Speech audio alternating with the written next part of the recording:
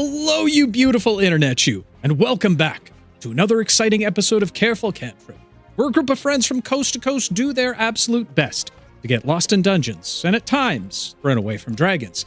As always, I am your host and ever-loving universe and unofficial tech guy tonight, and these warriors of the dice beside me, they're my players. Guys, say hello. Hey. Hi! Hello! Hello! First and foremost, guys, thank you so much for the hype train. You get all hypey around here, and I love you for it. I love you for it. Second, I'm gonna try this, but I'm not gonna try to blow our ears out here. Ooh, that was a good one. Well done. That was done. really well done. Yeah, I was Chris. feeling that one.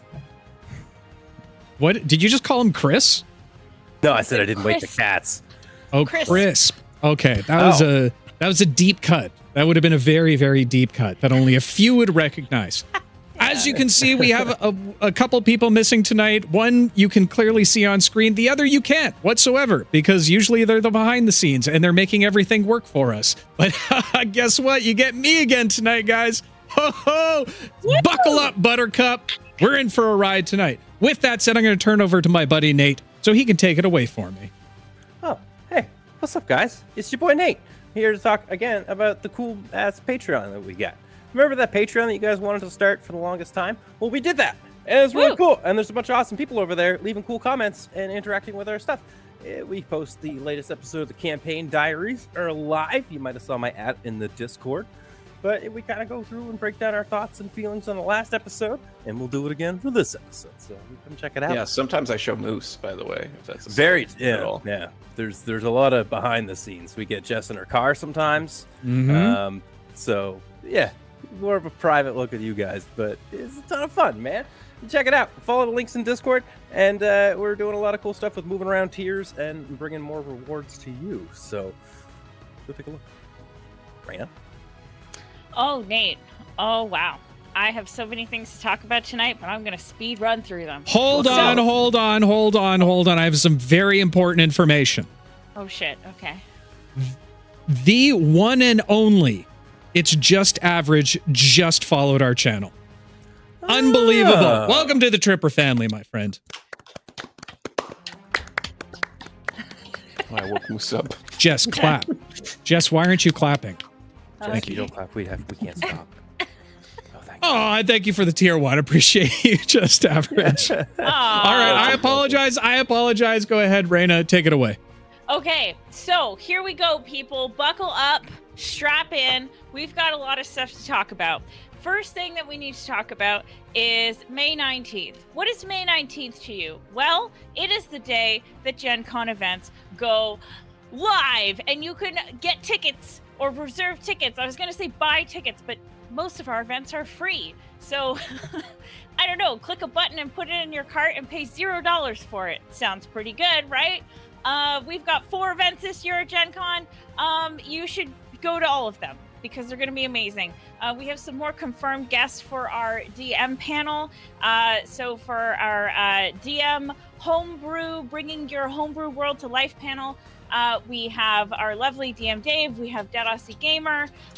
We also will be having M of Blackwater D&D, specifically to talk about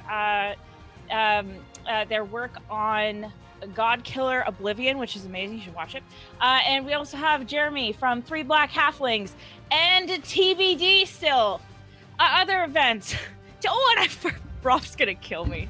And Rob Hartley. Or like whatever. Who? Yeah, whatever. Who? Someone clip that and send that to him, because I feel like, Rob's ego is like up here, and we need to keep bringing it down. Okay, be nice to Rob. You're so mean to Rob. I know. It's because he's mean to me. Jeez. It's not really I don't mean believe that. Rob is one of the nicest people. It's true. He really is. He doesn't invite you into his show to trunk on him. That's true.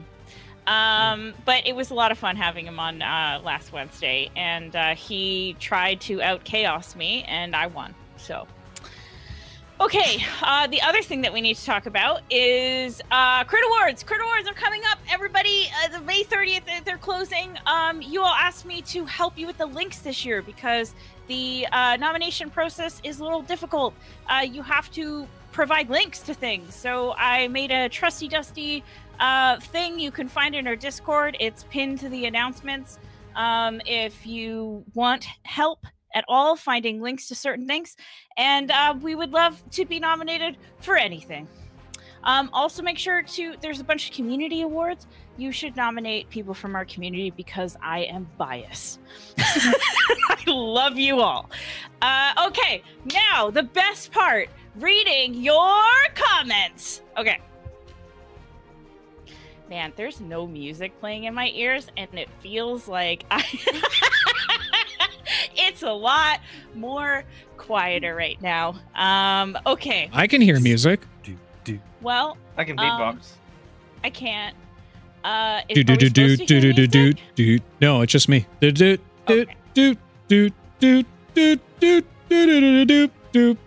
Okay, comments are comments. Okay, I was waiting for you to give me space. Okay, here we go. The first comment I'll be reading is from Mandy. Yay! I finally caught up, and OMG. What an episode to get caught up on. So hyped for the next one, which I really need to watch live. I hope you're here right now. Thanking maternity leave for actually having a chance to be able to do it since baby probably will be awake anyways. Aw, thanks maternity leave. Round of applause to maternity leave, guys. Yay! Yay! May it never end. Next comment is from Cyver. Hell yeah, baby! DM Dave is unleashed! Damn right.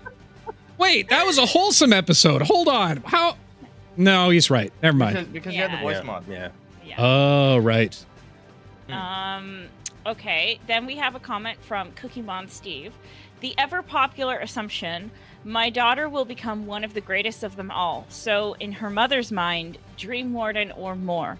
Instead of one of the greatest heroes of them all, perhaps even the Great Witch of the Moon. Rune's Darkest Timeline coming to you starting this episode. Oh my god. Okay, we have a comment. We have a comment from each of our Troopercast podcast hosts. We have a comment from Cass, who has finally learned how to work the system here. Shout out Troopercast. Yeah. Cass really wanted to make an announcement that you guys would all hear. So she knew to put the comment in, to put her announcement in our comments. Five-head, big brain Cass. Well done. The meta is unreal, and she hacked the system. Damn. She hacked the system. Okay. So just for context for people who didn't see last episode, Nate said something that sent our Discord into a ray. Really? And really? What was the exact quote that you used, Nate? I think it was Al mentioning that how he really liked these guys, and in particular, really liked one of them. Right. And yeah, that one line started a storm in the comments in the Discord. Right. Sorry, and it guys. has been absolute chaos, pandemonium. Wars have started. There are hashtags now for different ships. Yeah. Way to go, Nate, for single-handedly starting that. Yeah. So Nobody's guessed comment... Jeremy yet, so I'm very surprised. I was about to say it's wait. Jeremy. It's clearly Jeremy. Wait. Okay, just wait. Cass's comment says, "Hello, one and all. I come from the Careful Cantrip Discord to bring you exciting news. The polls were hot these last few days, but at last, the results are in. Who does Al really like?" That's right, everybody. There was a poll in our Discord. We did this democratically. Like. Yeah. The verdict is 4 votes for Keelan, 7 votes for Rune, 2 votes for Barrick and Minnie, and in a surprising twist, 6 whole votes for Jeremy, who would have thunk it. But that's not all. Vea's coming in hot with 8 votes. Ooh. The Fox is the winner. The polars are in shock and awe at this surprising twist. Who will be right at the end? Will our fairy tale friends live long enough to find out? Wow, Cass. I sure hope so. That's a good point. Thanks to everyone who voted. And then in brackets, P.S. I believe in you, Rune. Hold the phone. How did the 2 cutest members of the party get the lowest votes? Fuck them, Bobby. We don't need them. Assholes. Well, Yeah. you No should have taste. campaigned. You should have No done a taste. whole campaign. Classless. I was playing hard to get. What would your hashtag be? What would your hashtag be? We don't have a What's our barrack ship and- name? Yeah, what's Yeah. Barrack and Hashtag Al's wild in the bedroom. Pretty good. What would it be? Wait, Alan Barrack. Okay. The next comment and the last one for tonight, I forgot about this one, is Con. And I must say, this is a quote that Con is alleging Rune has made. I'll leave it up to you. Mysterious boy, you tease me. You got what I want, and I got what you need. And then hashtag Alune, which is the created ship hashtag. So, Con, thanks for making me sing that on stream. And that's it for the comment.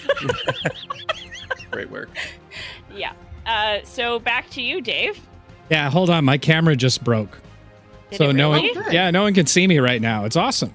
It's Oh, it's okay. exactly Hear what we you? were looking for. Well, I'd like to take a They can moment to still point hear out me. to Khan that you are not responsible for Reyna singing. Reyna chose entirely of her own volition to sing that instead of doing it as a spoken word. So I you know. knew he was pressuring me though. Con and I have been at war for a very long time. Pretty much since I beat him in marbles. And then bingo. Because he sucks at bingo. Bingo is completely based on luck. How does that work? That was my joke, Bobby. Okay. It's hard to tell you because you're Obviously- so bad at them. Oh, Yeah, and you need to explain it better. okay. I don't know where I was Can we going have with that. music, please? Hang Yeah, on, Dave. Jess, my camera broke. Dave. Just Music fucking for relax. Are we there yet? I'm literally trying to. Fine. You know what? Fine. You want something entertaining? Hang on. You got. Hey, chat. no. You want to see Reyna freak out entirely? Yes, yes. She wasn't even Um, the one starting shit. I love this. I have another announcement that I have not told her about. We are having Whoa. our very first confirmed guest on next week. What? Yeah! Woo! Yay! Ooh, didn't tell Who's that? anybody. Reyna. Who's the Do we get guest? to know who the guest is? Nope. Can we, What? can Do we you know get who like the a guest clue? is? I'm not Can we get, telling like, a puzzle anybody. and someone has to fix it? I'm not telling anybody. What? I want to know though. I'll tell you after. I bet there will be Okay. music for the Can guests. we guess? And then like Oh my I know. God, Jess, you're the Is worst. it You know Rob? that? Here, Is it Rob? Is he It's- playing my mom? it's not Rob. okay. I want to say Is it a I Kyle? think I know who it is. Maybe. How do you? Only because how it can't- would you know? Well, because I pay attention when Dave speaks, and he mentioned at some point or another that at some point in the series he wanted this person to guest star, and I don't know. It just seems like He said that about more than one Yep. person. Though. yeah. Well, yeah, exactly. That So is you know, true. there's like a pool. You know, that's I think it's pretty cool. Dave may or may not have Matthew Mercer on here next week. Well, let's tune That'd in be to find Possibly, yeah. I would Actually, like you know what's that. really funny? You know, I actually know a false guy who advertising. constantly gets mistaken for Matt Mercer. I legit bet we could get him on and get him in. I mean, he wouldn't pretend to be Matt Mercer, but he's a dead ringer. Like, I'm not even joking. You know, if it wasn't for the fact that You he's can't like tell 8 them, foot Dag. fucking Then they'll tall. know. Oh yeah, I know. I mean, that's fair. And his Hey. and his Hear and his performer persona is Crag. I love it. So, Crag? Crag. Yeah. Seriously, he's like a life-size barbarian. Oh. Why don't we No, discuss- he wasn't at Gen Con. We can discuss cast theories about Al's comment. Oh, Oh yeah. yeah, Let's that's do a good that. idea. I like that. Okay. Who do we think it is? Al? You start. Oh, Who do you think your crush is on? Yeah. Or who do you think you like? I don't Yeah. know. Who do you think it is that Al likes? Yeah. I'm gonna give another vote for Barrack. Oh no. I feel You know like they what, need it I- for their confidence. Right. Moving up I- on the I- pole. Yeah, I actually seconded the Barrack. I was actually one of the Barrack votes as well. Like I think Barrack's a pretty solid choice too. I think over our time together, the Al and Barrack have gotten a little closer. There've been a couple of times where Al's like thrown in this comment where like Barrack's like wanting to spend more time with Barrack. Like when Hootie wanted to do something, stick something into the ceiling. I can't remember. And then Al was all like, "Oh, we can get Barrack to do it," and I'm like, "Yeah, cool. Let's get your tall friend to go do it. I mean, fuck off, whatever." Well, so can we, that's Keelan's passive aggressive. Oh yeah, no, it must be Barrack. what kind of a like is it? Can you answer that? Oh, actually, yeah. Ooh, is it a like? I don't know, Ooh, Jess. a like or just like you're I like a little cooler. he than said now everyone. what the words were is he likes all of you, but he clearly likes one more than the others. So that might not be a romantic like. He could just tolerate you all, and one of them is an actual friend. Oh, you just So broke Cass' okay, heart. if it's like that, then I think at first I thought it was Barrack, but then I remembered Vega. So now I'm not sure. It could be also it could be a protective thing too. Like it could be Jeremy, like he wants to protect It's not Jeremy more than Jeremy. everything else. It's not Jeremy. It's not Jeremy. Wow. I think it. Yeah. There's I no think way. it's Barrack or Vega. That's mine. That's your legit Well, answer? I don't. He said That's so, your- yeah. Okay. If I had to pick, I don't know. My gut is telling me Barrack. I mean, what that shapeshift do, right? Like, Oh. Wow. I played Baldur's Gate. I've seen Yeah, I was things. gonna say, you Mhm. shot me right back to I've seen Baldur's horrible Gate. things. Horrible things I can't unsee. Oh my god. Raina, what's your guess?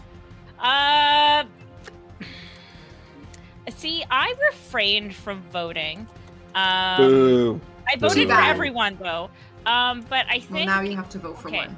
if it's a romantic like, I think maybe Keelan.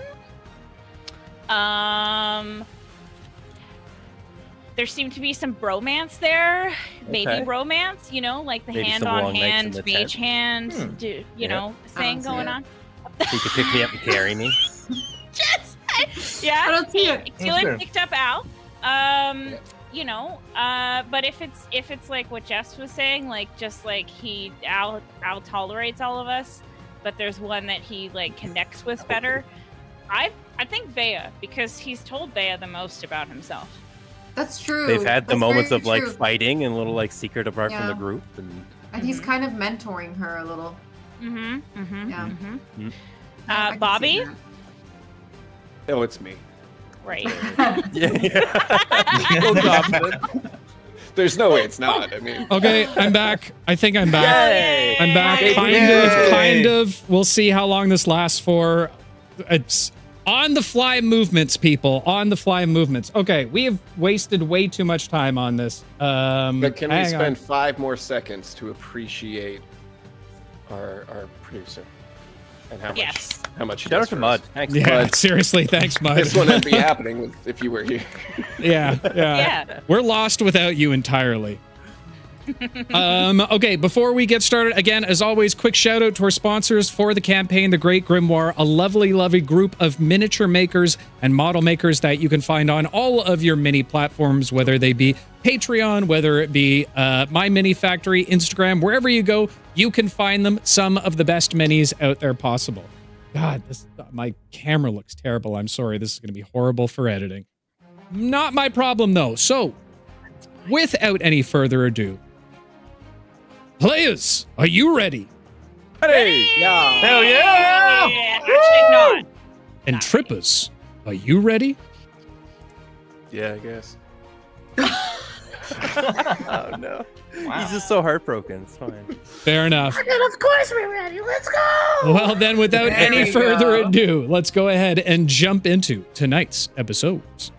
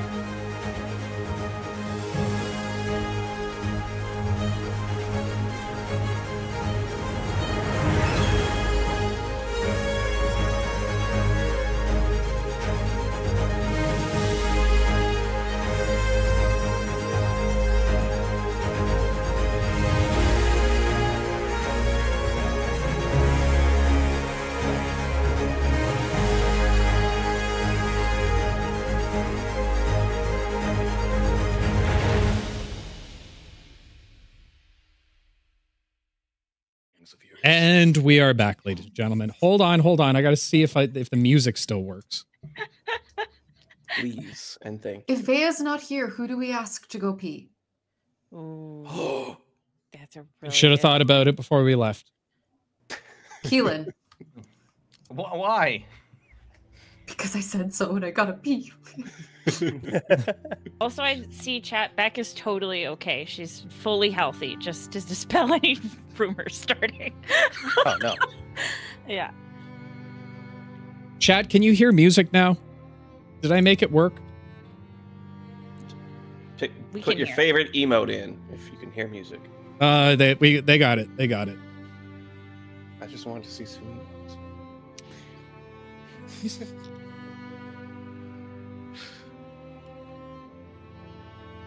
Oh, that's not the camera I'm working with tonight. Okay, fair enough. New camera. God damn it. So, mud can never leave again. I'm just saying that right now. How do we do it without the report? You've definitely I gotten don't know. worse.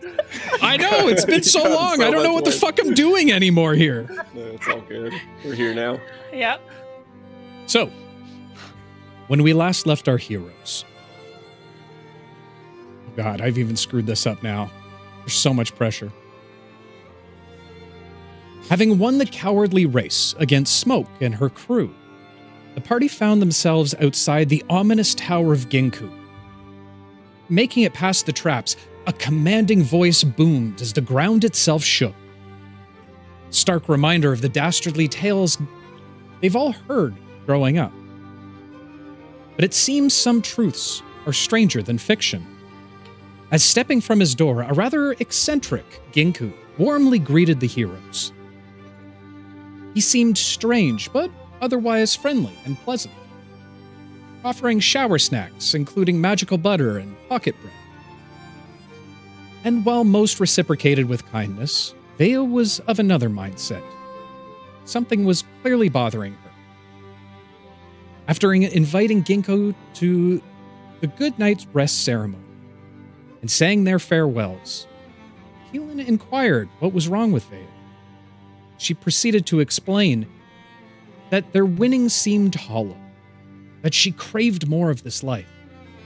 And while most argued that their existing triumphs were great wins, Beric understood and agreed with Vea. That the village had seemed to be getting much too small for them these days. Agreeing to assist in helping Vea find adventure, the party broke away for the evening, finding rest at home, or at least the best that they could due to Beric's screaming squirrel friend. The following morning, prior to the ceremony commencing, each of our heroes were able to find time with their families. Beric sitting down with his father for a long overdue heart-to-heart about Beric's future. Vea finally receiving recognition from her mother, along with a great gift. Keelan and Matherson finding truths of the other's perspective. Minnie being granted the ability to see the world from her father. And Al received less than ideal news about a group of bounty hunters on their way to Startier. Scratch had devised a plan to leave the village with Al and head to the Emerald City after the ceremony. And finally, Rune admitted to her mother the doubts about her connection with Sleeping Beauty. And with the quality time over, the village gathered for the Goodnight's rest. Rune's mother, of course, leading the ceremony with words of praise. But an unexpected guest arrived to change the course of the proceedings. The dwarf known as Qwee, a man who had been acting strange for some time, charged into the ceremony and assaulted Rune's mother with a strange obsidian blackstone. A shock wave rung out, knocking all in attendance to their backsides, with only Rune arising. Her mother now somehow changed by the effects of the blackstone, which was now embedded directly in her forehead. And in a voice not of her own proclaimed that Rune's mother was gone, and only Belladonna remained, the Wicked Witch of the South. Just before instructing her pet Qwee to do away with Rune, and leave her limp and wilted. With the rest of the village motionless around her, and a transformed Qwee barreling towards her. What is a girl to do? And so, the story continues.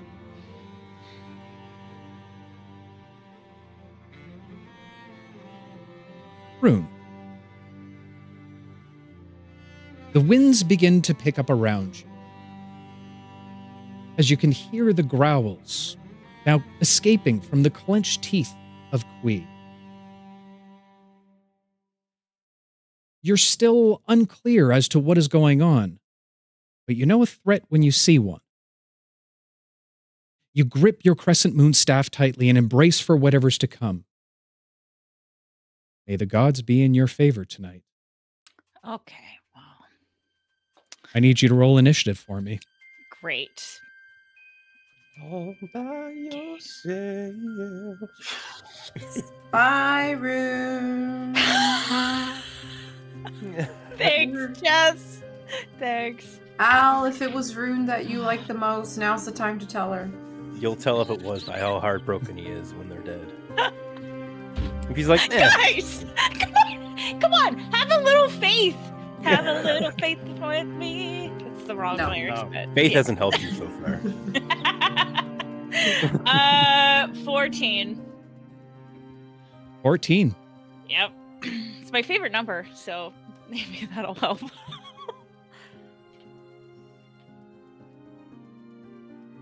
This is the music. This is death music. She's not even giving you a chance. It's just like, you're right though. It's the music they give in like a Final Fantasy when you know your character's going to die and you can't do anything about it. It's just... He already said the wind's picking up too, so I'm just imagining, you know, her hair's blowing. There's dirt on her face from being shoved back from the explosion. She's got tears running down her face. This music's gently playing as the cherry blossom leaves flow past her. I will remind everybody who is redeeming right now, both the gods are pleased and Darkheart only count towards skill checks. Khan, I'm looking in your direction, sir. Did someone Darkheart me? They sure did. Yes. Y'all need Hilarious. to get yourselves together right now. I am... Okay. Rune, as you grip your staff tightly, now seeing the bulbous form of Qwee now walking towards you.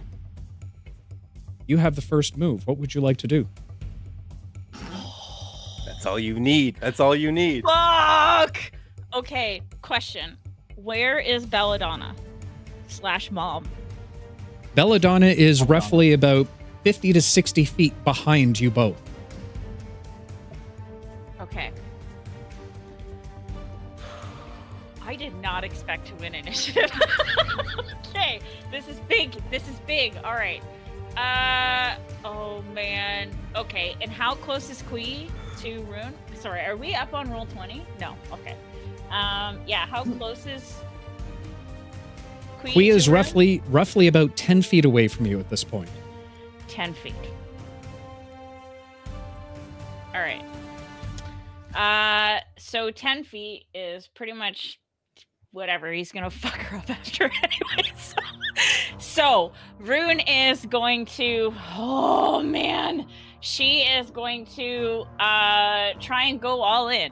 And she is gonna grip her staff, and just like I said, you know, she's probably got some dirt, some grunge on her face, and she sees all of her friends and family scattered out around her. She's looking around, and just before she walks forward to Qwee, she'll close her eyes and she will try and connect with Sleeping Beauty, and she'll say, just under her breath, I know I haven't been the best, but I need you right now. And she will walk right up to Qwee, and she is going to aggressively take her hand and try and literally shove it at his throat to make connection with him, and she will cast Inflict Wounds at 2nd level. As you feel the surge of magic now building within you, feeling a sense of confidence, You connect with Qwee's neck, finding the best position you can, pushing all of your magic into it. Sorry, it's to hit, so, Come on. God, I'm like my heart is racing right now. Okay! That is a 17 to hit. Counterspell. Oh, what? Okay. Just reels you in just to... Okay, wow. Fuck. He's going the balls. Yeah, I mean, that's her action and her move. Yeah, that's, I think, you know what? Oh no, should I save it? I don't know! Fuck! Okay, It's a free action to cry. yeah, I think Rune will take her free action to look at her mom, or who she thinks is her mom, and she'll just say, try and connect with her and just verbally yell across the field to her and say, like, I know you're in there, Mom, just keep fighting! I'm here! Come back! Make a persuasion check for me.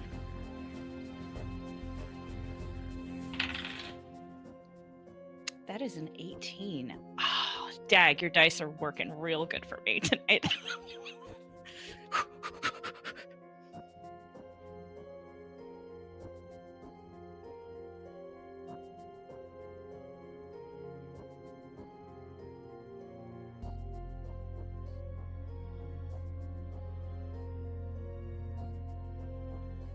No response. Anything else you want to do on your turn? No, she's just gonna look straight into Qwee's eyes and just stare him down.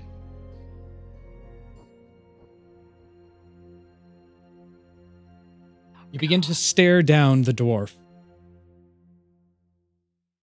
And all he can do back is just smile.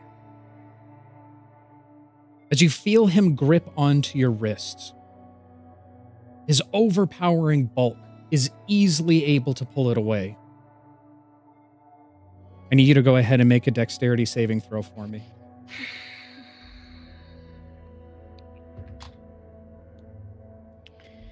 Uh, 13. With a 13, he moves too quickly for you, using what feel like iron boots against your chest. You take 20 points of damage.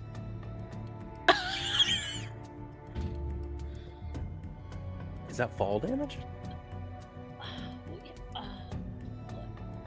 Yeah, what did he just kicked me? Is that what just happened? The dude kicked me and I'm almost dead? Fucked. He used an ability known as in Ironbound Pursuit. Great. I love that for him. Fuck.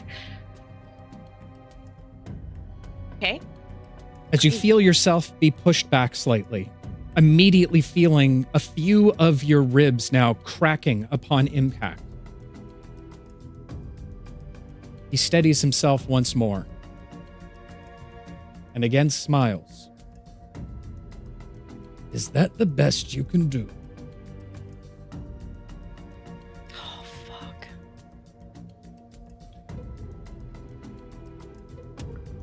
Oh, y'all. This is not good. I don't even, at this point, like, that's huge. Like, what's the point in even healing myself? Fucking hell. Okay. All right.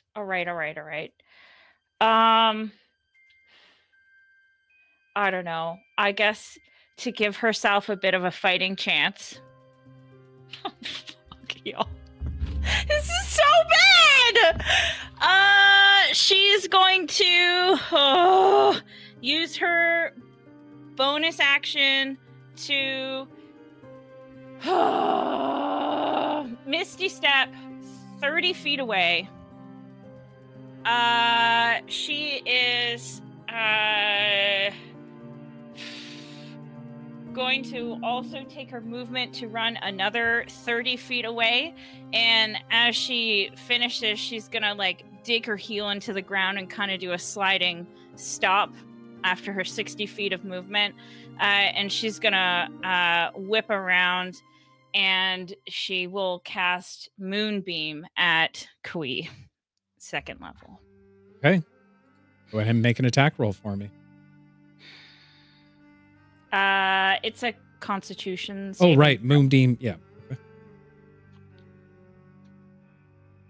That's a natural 1. Okay. All right. So that is nice. I rolled a 9 and a 6. So what is that? That's 15 points. 15 points of what type of damage? Oh my god, is it radiant? Moon damage. I think it's radiant, yeah. Allied. Yeah, I think so. It would be. Shape changer makes its saving throw with disadvantage, whatever. And each of your turns after you cast a spell, you can use an action to move the beam up to 60 feet in any direction. Radiant damage. I'm so sorry. So yeah, it's 15 points of radiant damage, and it is just emanating from Rune's staff, just continuously. This blinding white light shoots out and overtakes Qwee.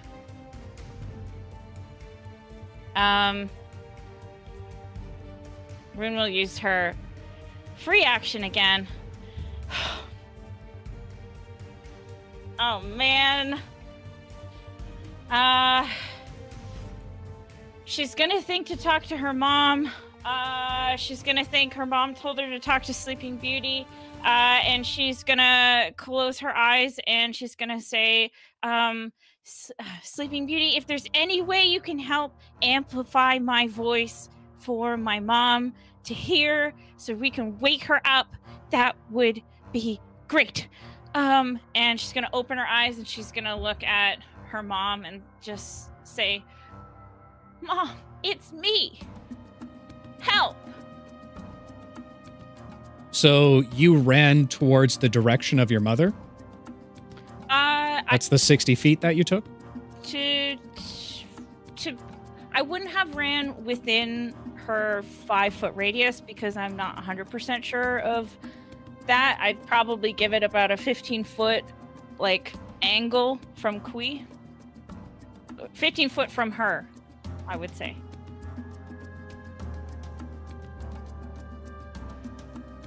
Roll a D100 for me. Oh, okay. Whoa! This dice rolled off the table. I'm rolling it again. Okay, so a 9 and a 3. 93? Is that how it works?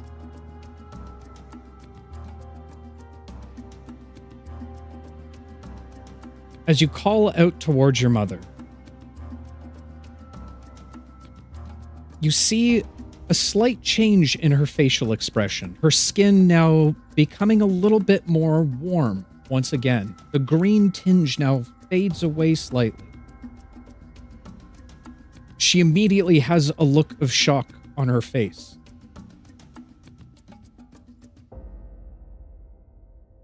Go ahead and roll another persuasion check with advantage.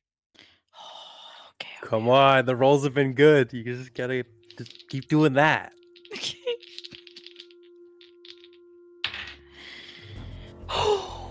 Okay, the first roll was an 11. The second one is a dirty 20. It's a 19 plus... Oh, wait, I'm sorry. Persuasion is... Hold on. Plus 3, so 22.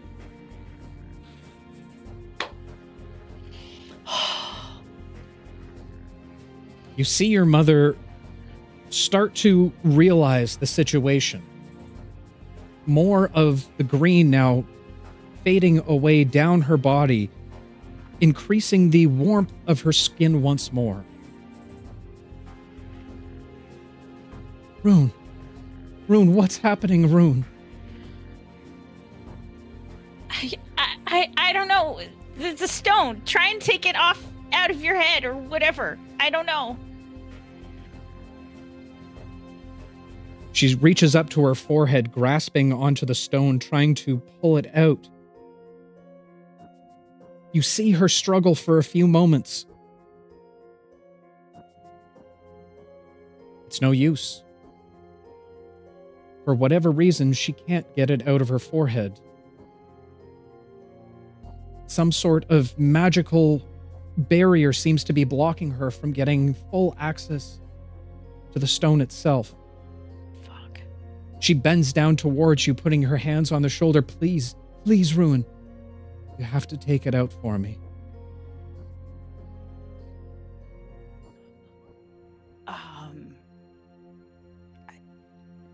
Oh my god. I don't have Dispel Magic. Just grab and yank. Yeah. Do a little bit of twisting. I think she'll grab and yank. One foot on her forehead. And... 1 foot. No. Yeah, she'll just take her hands and try and pull it off, I think. All right. As you reach forward, grabbing on, you find a little bit of a gripping around the stone itself. You begin to pull at it. You begin to channel as much of your divinity into the stone as possible. I need you to go ahead and make a wisdom saving throw for me. Well, I certainly hope I pass this, because this could get really bad. I was joking about Rune's Darkest Timeline, but oh boy. Okay, sorry. Wait, con saving throw? I'm so... Wisdom saving throw. Wisdom saving throw. That's good! You're good at those. Yeah, you're good. I'm good at those! Okay, I rolled a 16. She just got a +4, so that is a 20. As you begin to pull, you feel it, what you believe to be loosening. When you look down at your mother's face, who seems to be smiling.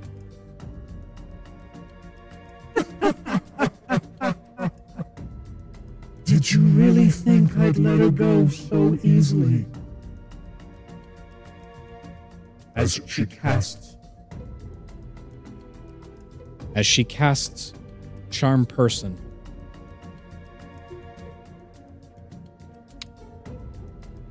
Great.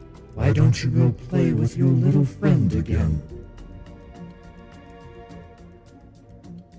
Unable to fight off whatever spells, incredibly powerful spells, you feel your body turn as you watch, as if through a movie through your own eyes. As you walk back towards Qwee.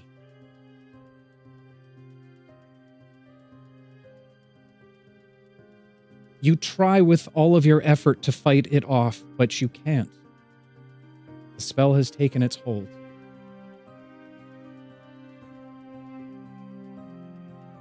As you approach Qwee, facing him as face to face, there's nothing you can do in this moment.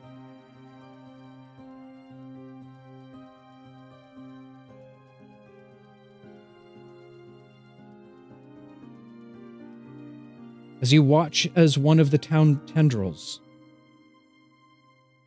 break free from underneath his skin once more and wrap itself around your neck. You feel a single thorn pierce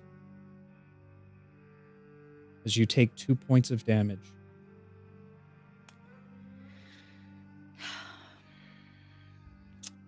Well, that brings me unconscious. You feel your body begin to go limp as the tendril now squeezes tighter and tighter.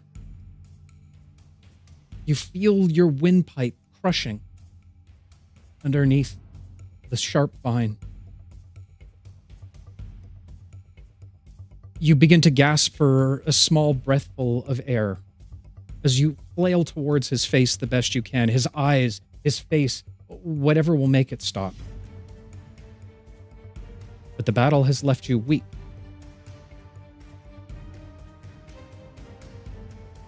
You feel him take hold of your right arm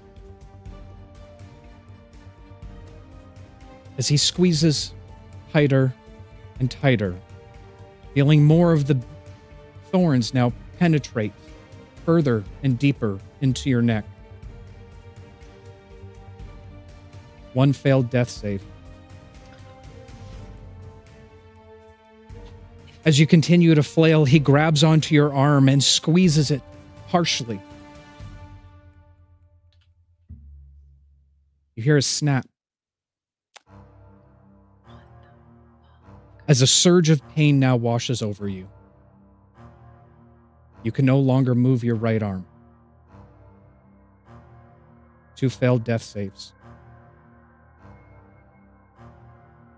You begin to panic and you try your best to look around.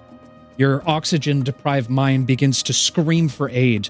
You look to your left and see Keelan and Al remain motionless. You look to your right, seeing Minnie and Vea lying still. You twist and squirm the best that you can to see Barrick. If only you could call out to him, "Please, Barrick." And that's when it happens. In that single moment, the realization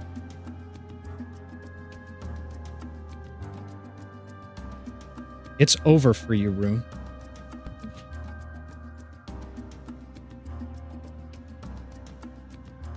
A strange sense of acceptance begins to wash over you. Somehow your muscles now beginning to relax. You're becoming colder. It's starting to grow darker. As if the stars themselves are starting to fade from the sky. But the moon remains, glowing as brightly as ever. It almost makes you laugh, if you could laugh at this point, to think you'll finally get to talk to Sleeping Beauty soon. Your senses are pulled back into the moments. As you feel yourself being pulled closer to Qwee, you can feel his hot breath on your cheek. He whispers, "Not yet. The mistress said she wants you limp and wilted." Again, his opposite hand grabs your thigh as you feel yourself being lifted horizontally. Your arms and hands begin to hang down by your side. As your head flops over to the left, you can finally see behind you from where you were just standing. And while it's extremely difficult to make out any real detail, the moon's light casts a spotlight down on your brother.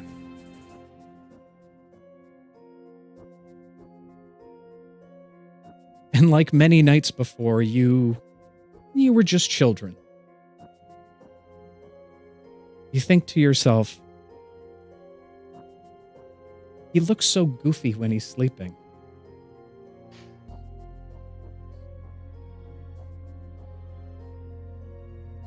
As Rune closes her eyes,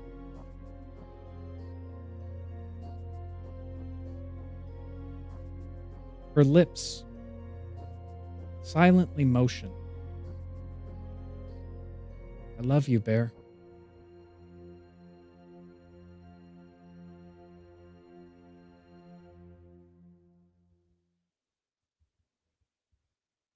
Qwee holds her high above his head in the air. With a cackle of victory, forcefully brings her down over top of his knee. A small crack rings out from the center of Rune's back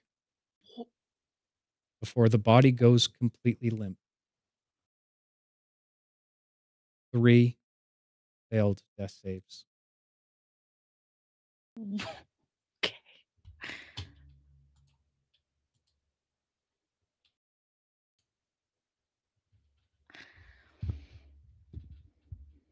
Qwee looks back down at his handiwork with a smile.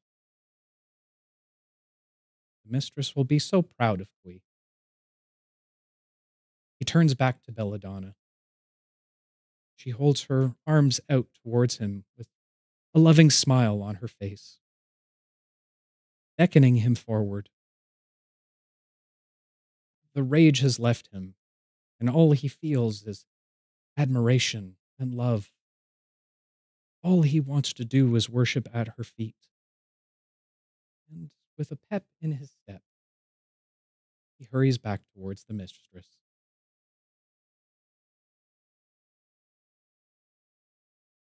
But just as he's about to meet her warm embrace,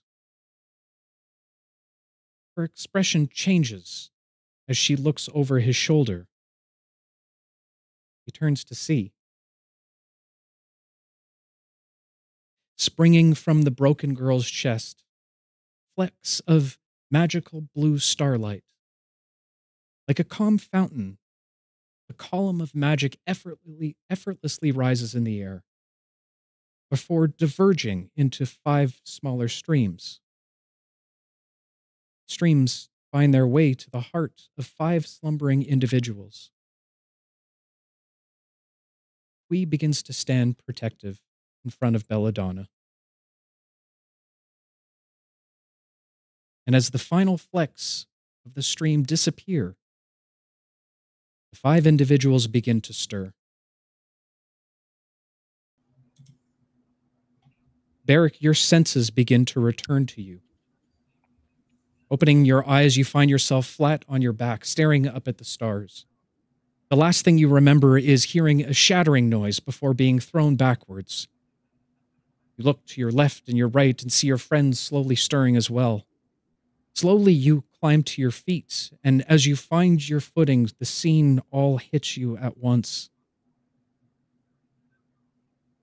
The other villagers all motionless all around you, a venomous witch that seems to be wearing the face of your mother, and in front of you,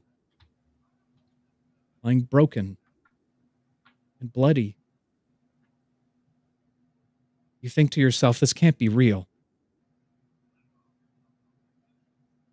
When the silence of the night is broken by the sound of a small chuckling. The sound makes your blood boil. You lift your eyes to see him with a smug fucking look on his face. He thinks he's already won. The drunken, complaining dwarf thinks he beat you. All this time, he walked around the village, not even hiding, and you all did nothing. He never even considered a group of weakling younglings like you as adversaries. And while you slept not 5 feet away, he snapped every bone in her body. And you could do nothing. And now you're awake. Now your enemy is standing directly in front of you. A man who has more or less taken everything from you, and there is nothing in your way. So what are you going to do? Roll initiative. Oh my god. It's on.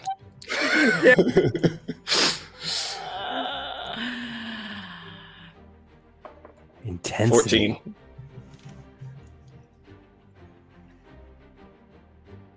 I need you all to roll initiative for me. Ooh, don't mind if I do. That is a 6. Keelan is slow to wake up no matter where he is. I can't see mine and beyond, so I'm gonna roll. That is 22. a 7.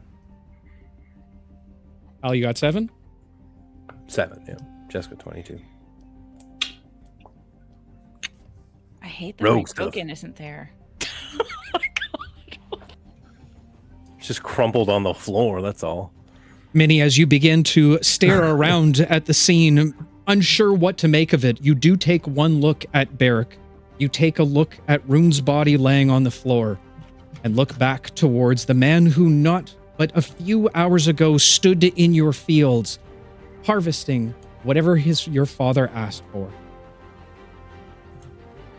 The situation becomes more clear in that moment. You're up first. What would you like to do? I'm gonna hold my action. I'm gonna look to Barrick. Well, I would like to use a free action to check to see if I peed a little, because this is a hellscape that we're waking up to. You didn't get permission. Vea's not here. I'm gonna ready, and then I'm gonna hold. I'm gonna wait to see what he does. All right, fair enough. As you hold and look to see Barrick's face, Vea looks towards you both. Unsure of what to do, she's going to hold her action as well for now. As Barrick, you're up next. Oh, fuck. So what you see on Barrick's face is just almost a look of like unfeeling, like there's nothing there, but his eyes are dead set on Qwee. And he's gonna slowly start walking towards him and just say, "What did you do?" You guys should have control of your tokens, so you can go ahead and put them wherever you'd like. He walks about 10 feet up, slowly at first. And then louder. "What did you do?" And he's gonna turn into a large bear, and in the moonlight, sort of almost looks like his white fur is glowing. Like it's bioluminescent or something. And you are considered a large creature at this point? I am, yeah. I didn't get a bear token because I don't have access to my other things. That's okay. Okay. Is there anything else you want to do on your turn? Yep, I'm using my other 30 feet of movement to charge Qwee in a absolute blind rage. Okay. Can you move your token? All right, I can move my token, sorry. And then he's just going to stand up, just towering over this dwarf in his large bear form, and just swipe twice, making an X across his chest. Okay, go ahead and make some attack rolls for me. All right, so it's a plus 8 to hit. I have multi-attack as a bear. I'll just roll these a d20.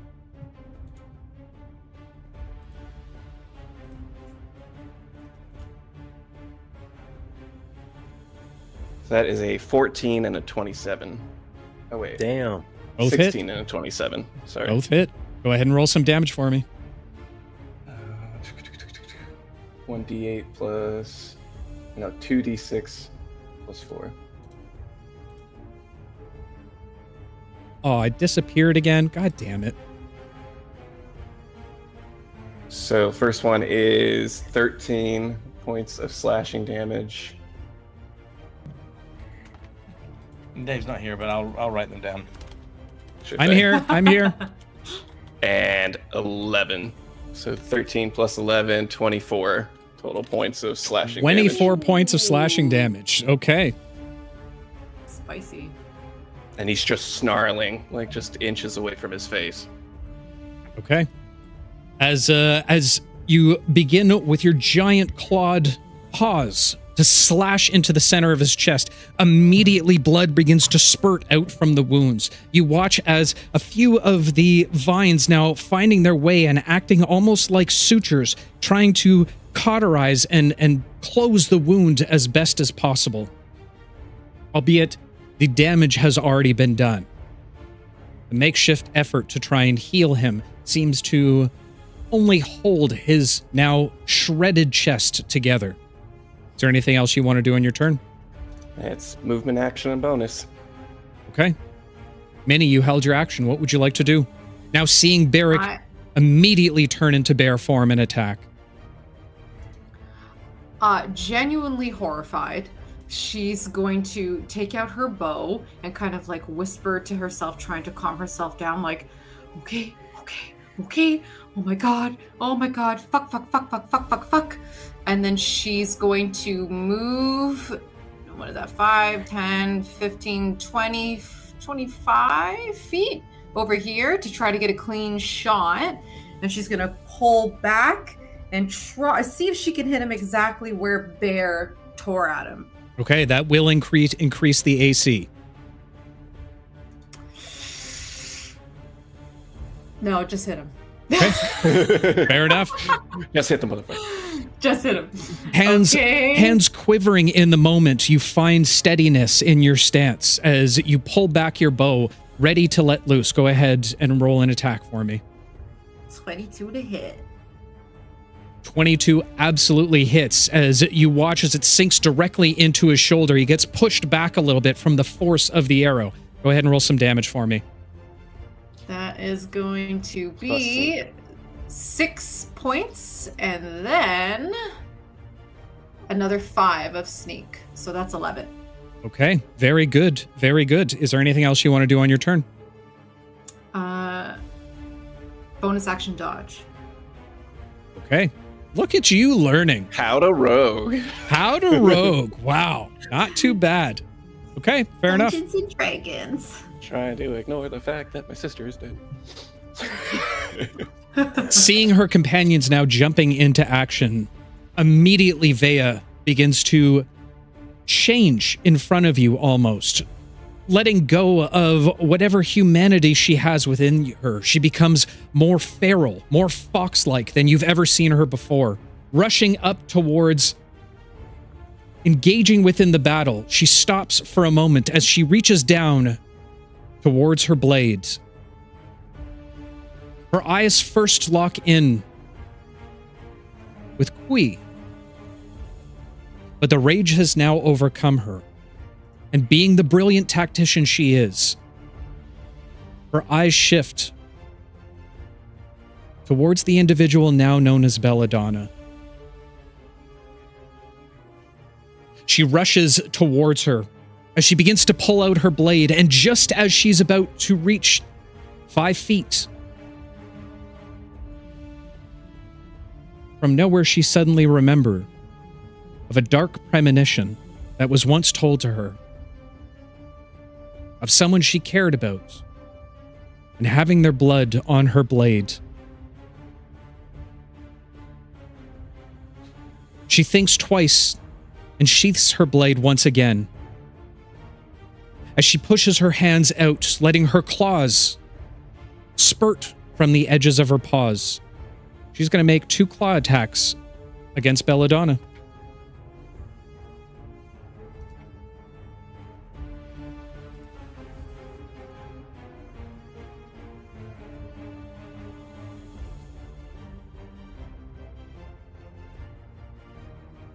Her first swipe is wide as the thorns and vines that are now seem to be almost attached to Belladonna's legs instinctively swerve and move her out of the way. But Vea is far too quick, able to catch her in the second attack. She is going to take 8 points of damage.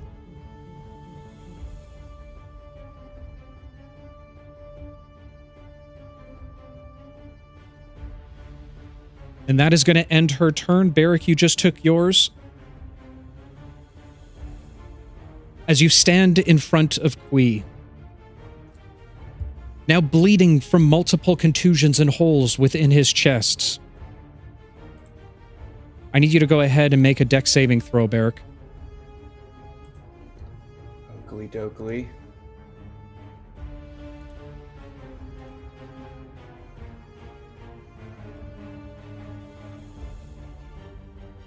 It's not one. Bobby.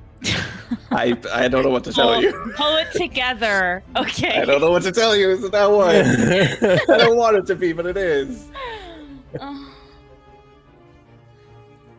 Being in your bear form, you're not easily able to maneuver out of the way of a quick attack of a foot. You take 20 points of damage.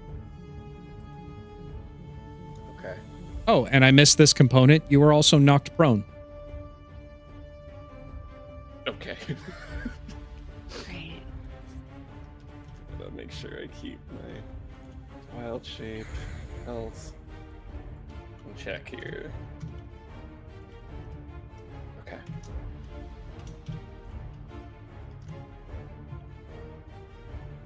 As giant bear Barrack, Barrack Barbaric? falls over to the side. As Bear Eric falls to the sides, Qwee turns his attention to the individual now assaulting his mistress. You watch as more of the vines now protrude from his skin as they seem to bend over themselves, making a strange thorn sickle as he lets them loose on Vea. Jesus fucking Christ.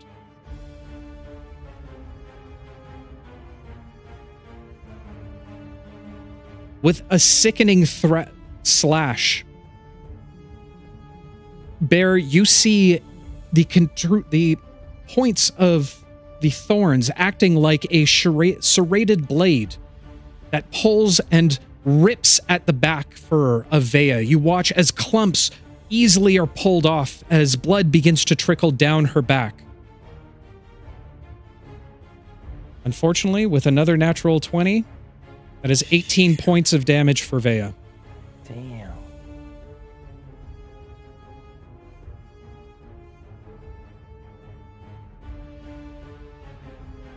That is going to end Qwee's turn. Al, you're up. Cool. I have a spell in mind, but just to flavor it a little bit here. Okay. Al, I feel like getting up out of his stupor is going to look around at the scene and just kind of channeling everything that he's got. He's filed all the paperwork. He's filed all the paperwork. He's done all the things. But he's kind of swinging wildly here. So you see as both of his kind of arms light up with the pulsars that you're kind of used to seeing for his blasts, as he flings one and misses, and then in frustration flings another one. But they sort of catch up to each other, and you see them sort of make like a giant smash into a giant ringing sound, drowning a bunch of people's ears. But I am going to cast Shatter, Dave, and I'm going to cast it sort of so it's within a radius of these two to kind of the top left of the... You know what I mean? I hear you. Okay. So encompassing the Mistress and Qwee at the same time. We're casting Shatter at a second level, as high as I can put it. And that is a con saving throw from what I remember? I believe it is. Con save of 13. Okay. First is for Qwee. I will say the gem as well should be in play with this, because it does attack objects, and the objects have a disadvantage on their saving throw. Okay. For the first, that is going to be a 15 for Qwee, which puts him at... that's a 19 for him. And for Belladonna, that is going to be 16. Okay, so they would say, what about the gem? The gem doesn't seem to be affected by this. Okay. It does affect inorganic materials such as stone, crystal, or metal. Due to the magical barrier, which I'd already mentioned, this does not affect the crystal. All right. Well, I will roll my d8s then. That is a 10. Ooh, pretty good. It was a good plan. 7s and a 6. It was a good plan. It was a good plan. He still did damage. So it's that 2 7s and a 6, 20, so half, so they both take 10. 10 points. Okay. Both grab onto their ears as the loud ringing immediately disrupts their thought patterns, throwing them off slightly for a moment. Minnie, you can immediately see now blood starting to trickle down the ears of Qwee. He is looking very beat up at this point. Albeit Belladonna does not have any of the same wounds or any of the major damage allotted towards her. Is there anything else you want to do on your turn now? I've considered it, Duve. But Rune shows no signs of life, correct? From the crumpled mess that you saw, no. I don't see any sort of, like, breathing or movement. None whatsoever. Damn. I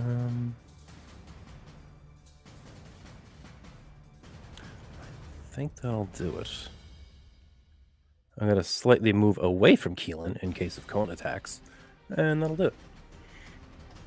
Okay. As Belladonna now turns towards her attacker, you watch Minnie as she mouths something difficult for you to make out.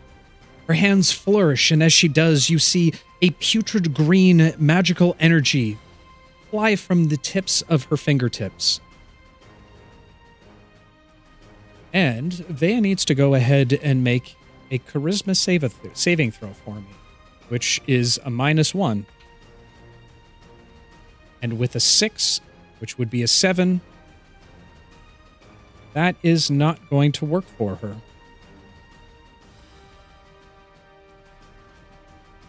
The fury that you once saw in Vea's face suddenly begins to dissipate. Her hands now falling down to her sides. And you watch a strange green thorned crown begin to emanate as it hovers directly over her head. She has succumbed to the crown of madness.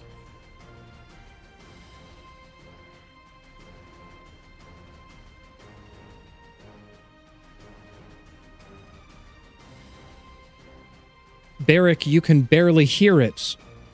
But Belladonna leans forward as she puts her hands behind her back, whispering in Vea's ear.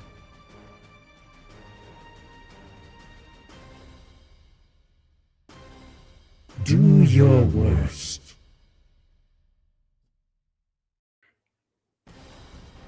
As she turns towards you, rekindling that look of rage she once had pointed towards your enemies.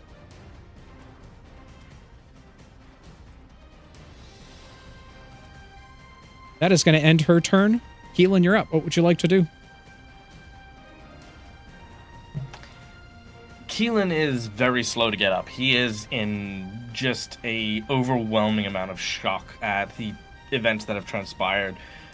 He has barely looked away from Vea's, Rune's broken body laid out in front of him.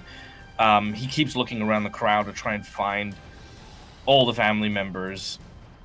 And when he sees this woman and the look on Vea and this crown, sees the rage in this bear that is looming over Qwee, Keelan looks like his, sort of clenched fists are welling with anger and frustration.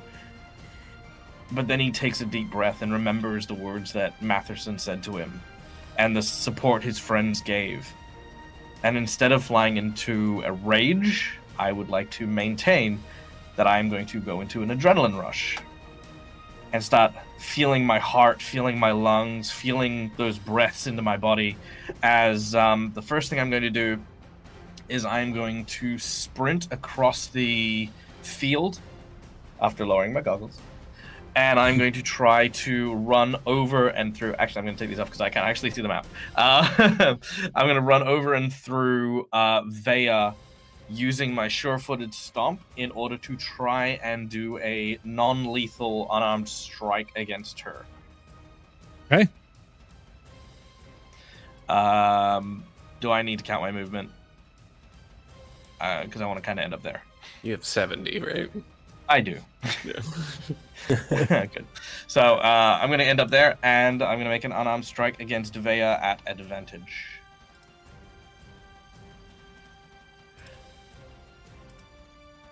The first strike is a 25. 25 absolutely hits. Go ahead and roll some damage for me. Yeah. All right. See, yeah, that's our friend. So that's 6 points of non-lethal damage. Okay. While looking very wounded at this point, Vea still stands. I will follow this up with a flurry of blows. Turning my first attack onto... Oh, actually, no, I can't, because I have used my bonus action this round for my adrenaline rush. I'll just use a regular unarmed strike, and then, yeah, try to follow this up. Okay. That is a 16 and a natural 20. Whoops. Hey. Okay. Still not lethal. Go ahead and roll some damage for me. It's You try to pull a non-lethal. punch. You fucking... Max damage of 12. Okay. You watch That goes away as for 1 week. you watch as the greenish ethereal crown of thorns seems to dissipate as Vea falls unconscious. Keelan is going to, if I may, I don't know if you'd allow this, but, you know, I want to try it anyway.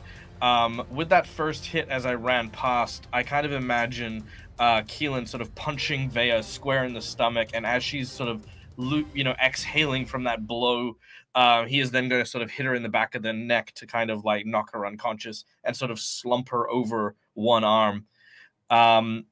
If I can, I'd like to use as part of that action the ability to kind of like pick her up and sort of look at Vea's mother, recognizing it's not Vea's mom's eyes that are looking back, and just sort of angrily look at her and just get Vea out and just move. Oh, sorry, you her. mean Rune's mom. Rune's mom. Sorry, I keep saying Vea. Sorry, my bad. Because I'm focused on helping Vea at this point, so my mind's just doing that. But yeah, sorry. Eyes on Rune's mom, and then evacuate Vea. Is that okay if I can do that as part of the rest of my movement action? High or low for your benefit. High, please. With a 17, you are able to move her out of the way. All right. So yeah, there is that moment of recognition, that moment of, I don't know who or what you are, and Keelan just realizes, I can't sit here and waste my time punching you while my friends are injured and damaged and being controlled. And I'm going to run back over to Al, and drop Vea nearby, placing her gently on the ground. Al, what do we do? Keelan, we don't need rabbits. Oh, it's Vea. It's Vea. I'm not gonna lie, Keelan, it's looking pretty bad right now. I don't know if there's anything even left over on that. Just keep doing you, Keelan. All right. Solid. I think clearly she's is like just like we got nothing. His comfort It's zone like, at this point. I will say, I think she's got the ability to control us. I haven't seen Vea this angry in a while, and that wasn't directed at her. That was at us. If she gets a hold of Barrack or the others, we need a plan. I think we need to try to get everyone and get the hell out of here. But I don't even know what everyone is, or if we can carry them. We can't put them all on your back, Keelan. As you say that, I'll end my turn as Keelan sort of holds the portobello mushroom pendant that he has, and then looks at Al and says, actually, maybe we can. Okay. And I'll end my turn there. All right. Minnie, after watching the devastation, friend-on-friend violence, the amount of blood that just seems to be seeping into the soils, you too are reminded of a dark premonition that you once had. You shake it out of your head. The soils can't be against you. You're up. What would you like to do? Minnie takes a minute to kind of decide. She doesn't have the guts to shoot Rune's mom. So she pulls another arrow out of her quiver, and she's going to attack again straight at Qwee. Okay. Steadying your hand once more, you let another arrow fly. Go ahead and make an attack roll for me. That's a dirty 20 to hit. Dirty 20 absolutely hits. Go ahead and roll some damage. That's 5 points, and then another 8. 13? Okay. As you close one eye, sticking your tongue out slightly, getting the perfect aim, the arrow, almost in bullet time, releases in slow motion for you. As you watch, it immediately finds its target, who screams out in pain as you watch the flight hang from the dwarf's eye socket. Ooh. Now blinded, difficult to see, and making it even more difficult to attack. But yet he still stands. Is there anything else you'd like to do on your turn? I don't think I can attack again. Not with my bow. Oh boy. Okay, hold on. I just want to see how far away I am from him.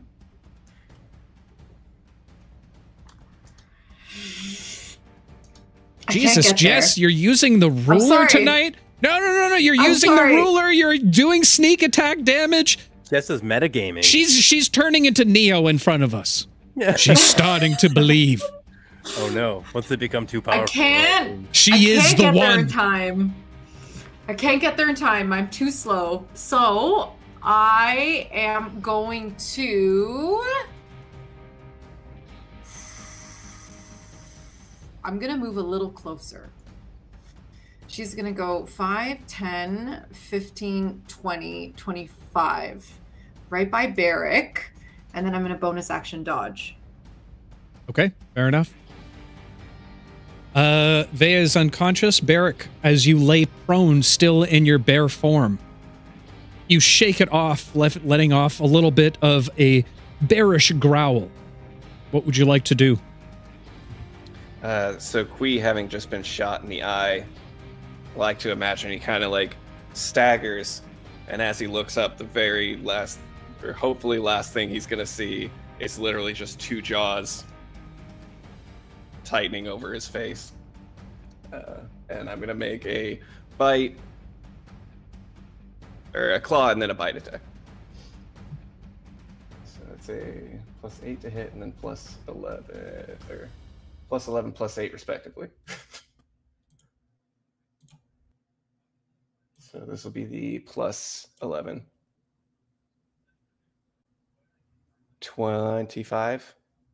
25 points of damage? 25 to hit. Okay. And the other one is or I'm sorry, it's a +6. Dirty 20 to hit and a 16 to hit.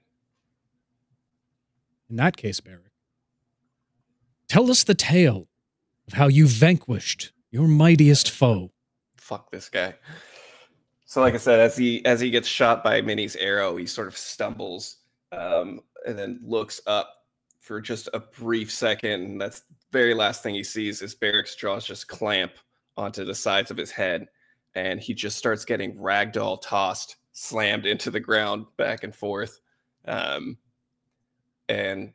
blood just starts to paint Barrick completely, to the point where his white fur almost comes out being more red by the time he's done flailing this dwarf's body around.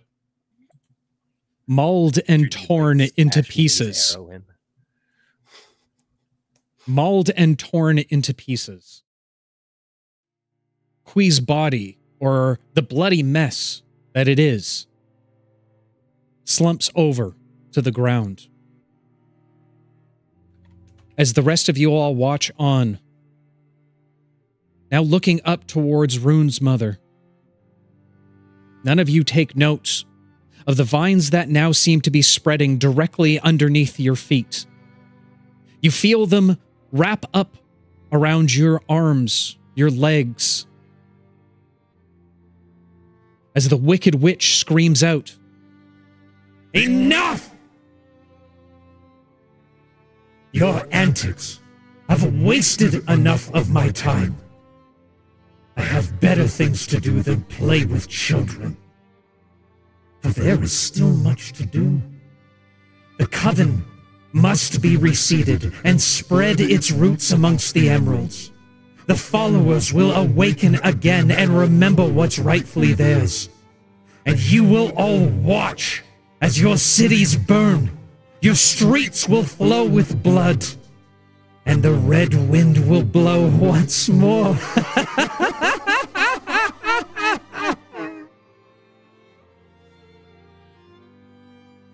Her haunting cackle fades in the night, as she too fades from view.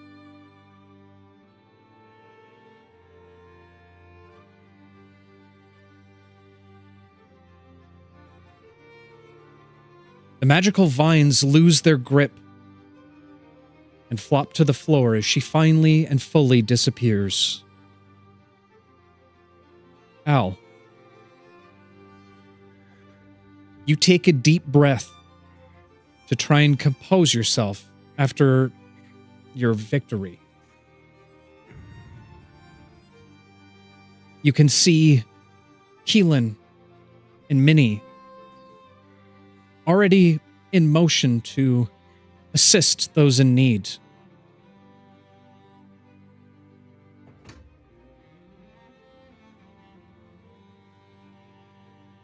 You look down towards Vea, towards Rune, and the feeling of victory fades. There was only one defeat tonight. For one who has lost everything. His village. His family. His other half.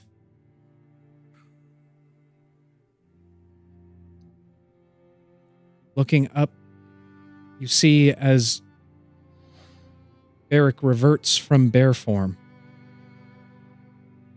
and begins to walk towards you. The look on his face seems almost as drained his life as Rune's. You feel like you should say something. But what could you possibly say in a moment like this? Silence itself is deafening. But the silence is broken. Not by your words. Instead, the sound of the most heart-wrenching sound in the world. Sound of a broken man's sobs.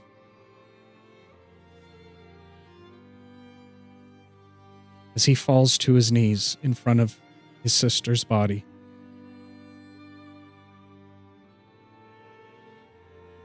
And that's where we're going to take a short rest for the evening.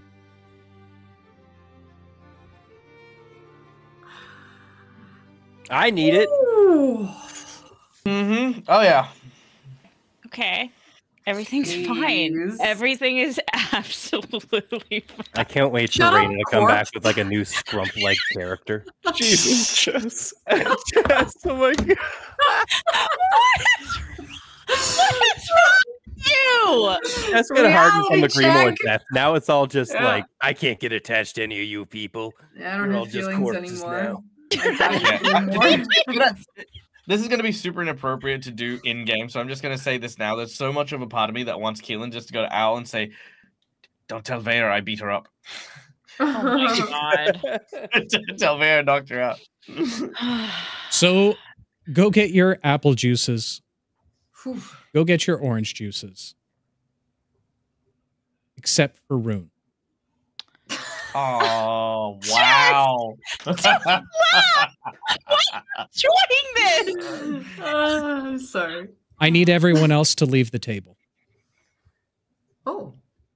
Hmm? Oh, Okay. Oh, okay. Yeah, Everyone but Rune, I take it. Correct. sure. Okay, bye. okay. Can I Wait, stay are we because we're like breaking? twins and we Like have sort forever? of a mental. Like, right, you guys actually all died. should come back. Suckers. Okay, I'll go. Wait, are we breaking or not yet? Not yet. Oh, We get a longer break is what's happening, right? Correct. gotcha. Okay. Good luck. Hope you don't die. Don't for die real. again. Yeah, don't die again. Again, yeah, thanks. Thanks, Nate. Bye.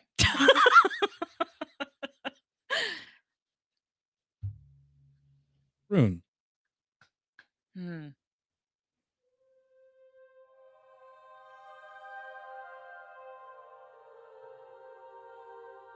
as you open your eyes, you find yourself now standing alone at the pinnacle of a mountain, enveloped in a soft, billowing mist. Above, the supermoon hangs like a luminescent jewel, casting a silvery glow across the entire landscape, illuminating every contour and crevice with an otherworldly beauty. The world below seems to fade away, leaving only the whisper of the winds. The mist dances around in the moonlight, weaving about, slowly twisting and folding in on itself. As you stand there bathed in the soft glow of moonlight and embraced by the mist, a profound sense of calm washes over you. It's a moment of perfect stillness,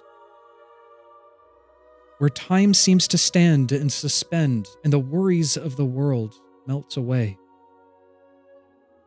And in this moment, you feel connected to something greater than yourself, as though you're a part of the very fabric of the universe. As you take in this moment,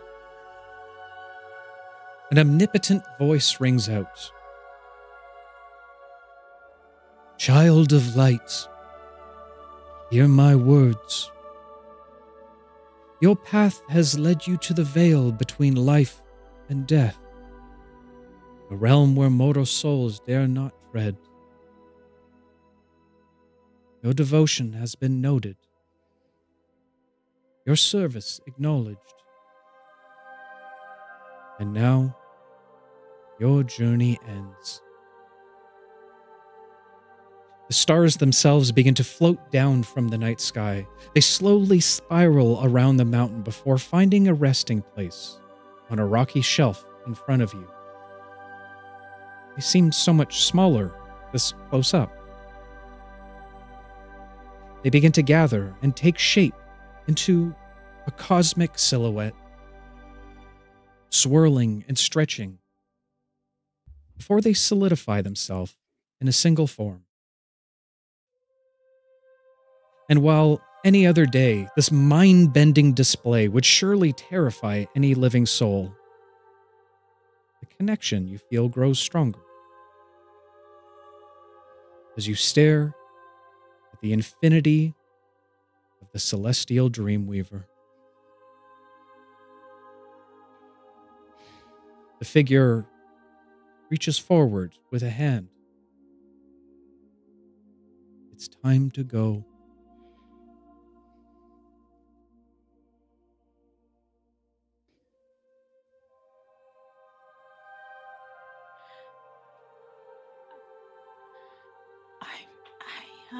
I'm not ready.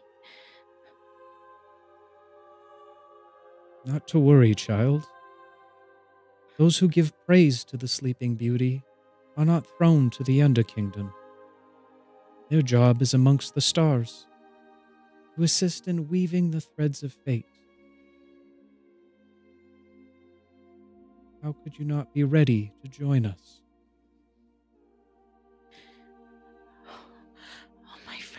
All my friends are back there and they're in trouble.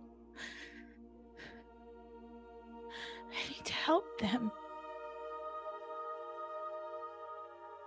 The entity pauses for a moment. Know this. Your death served a purpose beyond mortal comprehension. It's not mere happenstance, but a piece of the grand tapestry. To disrupt this delicate balance is to court chaos. Would you risk this balance for any cause? To save the people that I love, my mom and my friends? Yeah.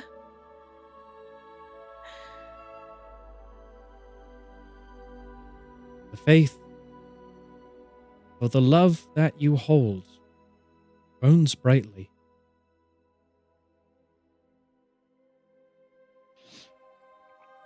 But still, you must endure a crucible of doubt and trial. Are you truly ready to embrace the mantle of resurrection, knowing it comes with responsibilities yet unfulfilled? Can you prove you are ready, Rune? Not just in word, but in deed?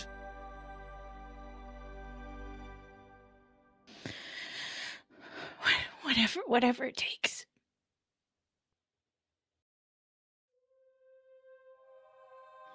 An ancient darkness approaches, Rune, far beyond the mortal comprehension. And when that time comes, the wards must return to the mortal realm. And for the wards to walk the soils, it will require a powerful vessel. If you wish to take this risk, are you willing to pay with sacrifice? Think wisely and longly before you answer, child.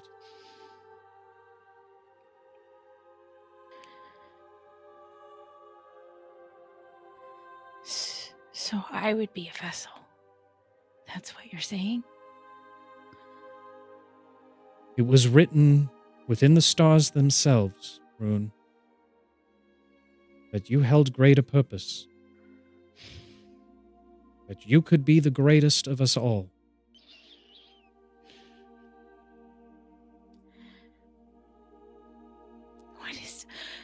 What does that even mean? Why does everyone keep saying that? I just want to help my friends.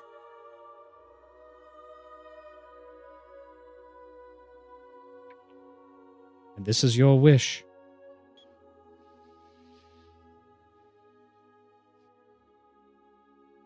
Yeah. You watch as Sleeping Beauty's hand falls to her side.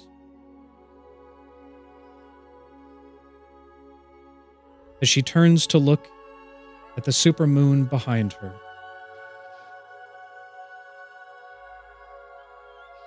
Then a balance has been found. When your cause completes, you will travel to the Temple of Avalon to find your eternal slumber. So it shall be. A wave of sleepiness washes over you, Rune. You tried to continue the conversation, but your body feels heavy as a boulder. You need to sit down. You topple over as your eyes begin to shut. You make out one last word from Sleeping Beauty.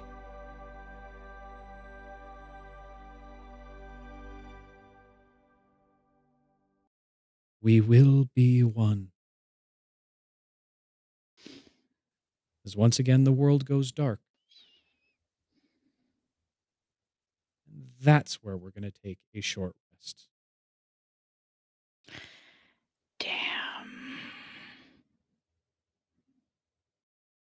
Damn. Go get your apple juices, guys. Go get your orange juices. Go get your resurrection juices. Thank you all very much. You're too kind. B-Town, Powers, Mojo. We see you. Oh my God. And with that said, we'll be back in about 5-10 minutes. We'll make it a little bit shorter to this time, guys, because I know we've kind of gone over a little bit than we used to. So, hey, stick around. Everybody's okay. She's fine. I'll go give her a hug right now. Don't you worry about it. I'm good, everybody. She is a phenomenal actress. You don't have to worry about her. And with that said, hey, we will be back very, very shortly. Love your faces. We'll see you real soon. Take care. Bye. And we are back, ladies and gentlemen. So, make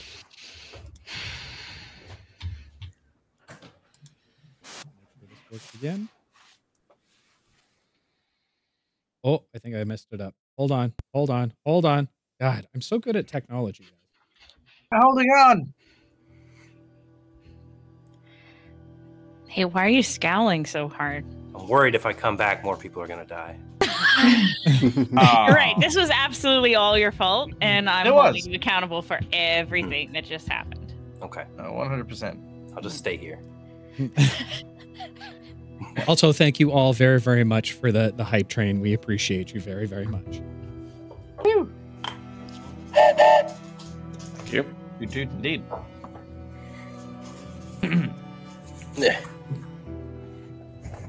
I like your blazer, Bobby.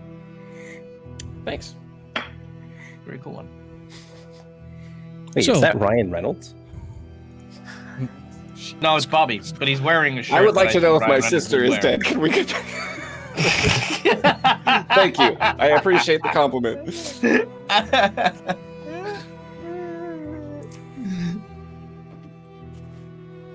As you all remain within the grove, the night sky still hanging over you, like an uncomfortable blanket.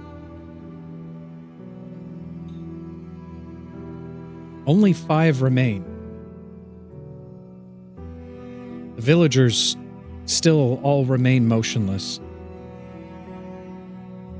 Bea, breathing, but unconscious.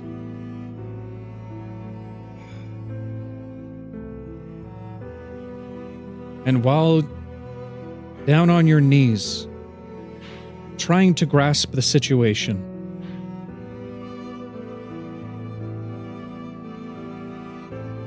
Barry, you look down at the broken body of your sister.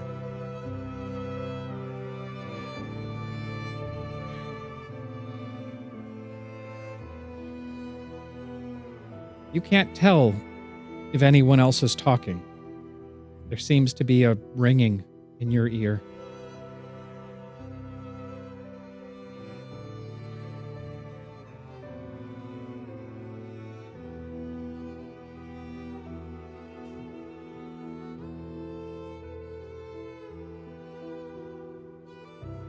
He's not going to say a word. He's just kind of holding her limp in his arms. And just has her head to his chest and is absolutely bawling his eyes out right now. As you reach down and grab onto Rune, something flashes across your mind's eye. Just a flickering moment. Is it a memory? Can't be.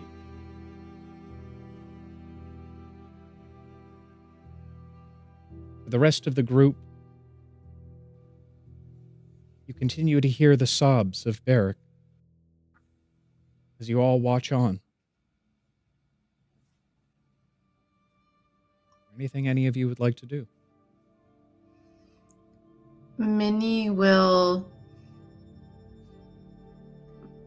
so overwhelmed, kind of look to Rune and then sort of look around and look down at Barrick, and gradually she'll just sort of walk beside him and then slump onto the ground and not get too close, but just take her little hand and put it somewhere on Rune and cry silently. I thought you were going to say respectfully loot the body. No. Respectfully, of course. All of my inner Eli instincts are being suppressed.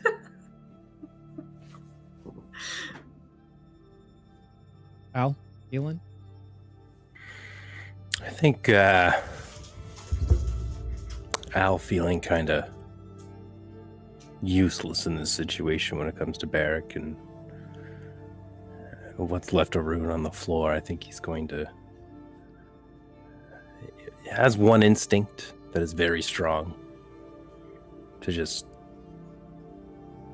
walk away, just kind of fade off into the background. And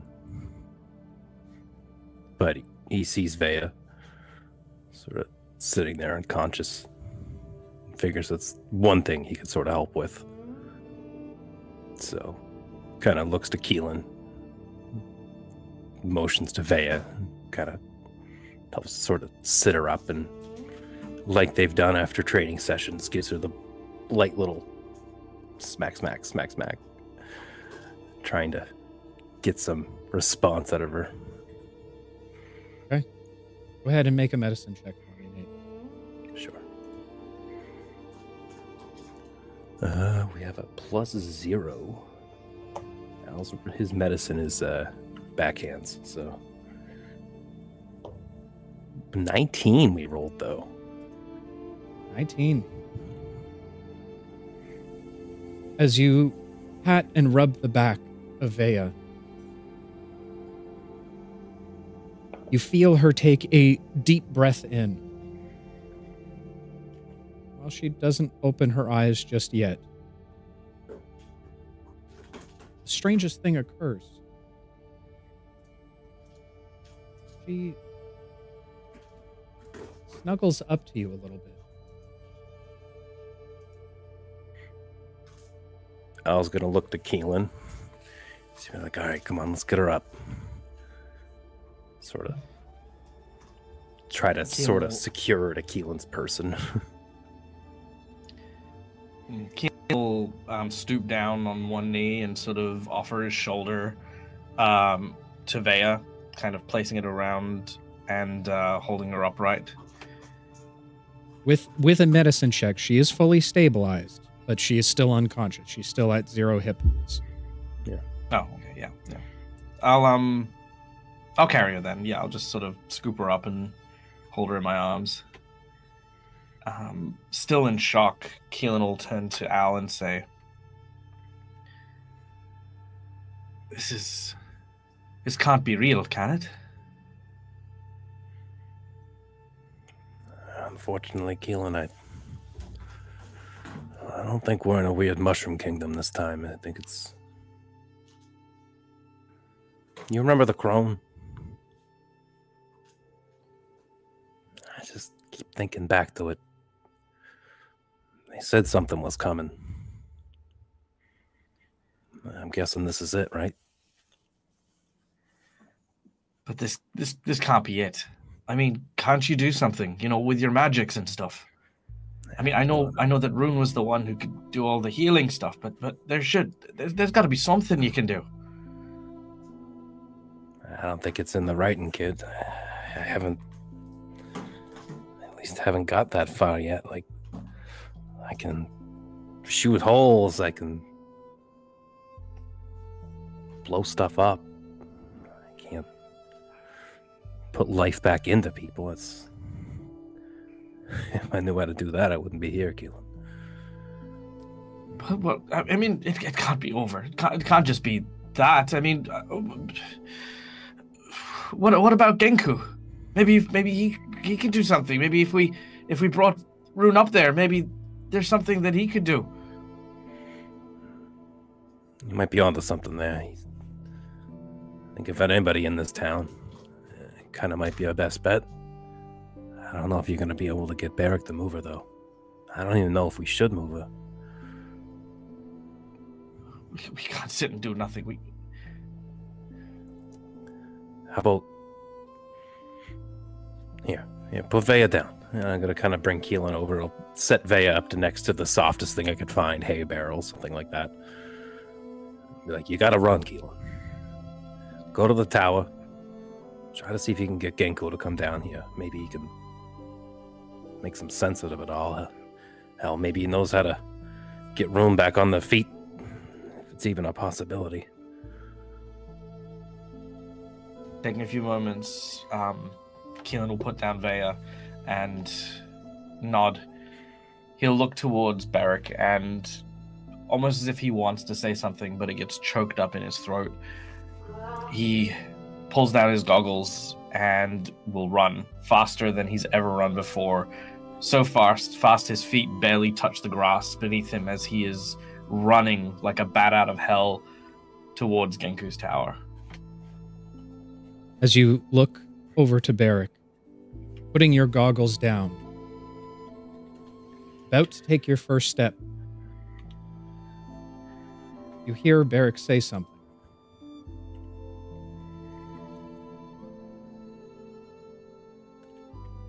Barrick, do you have any last words for your sister?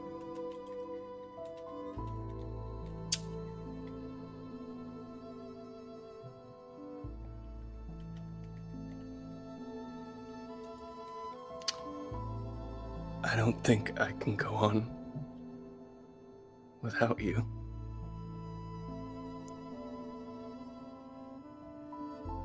And you'll see Barrick's gaze kind of drift away from her and over to Vea.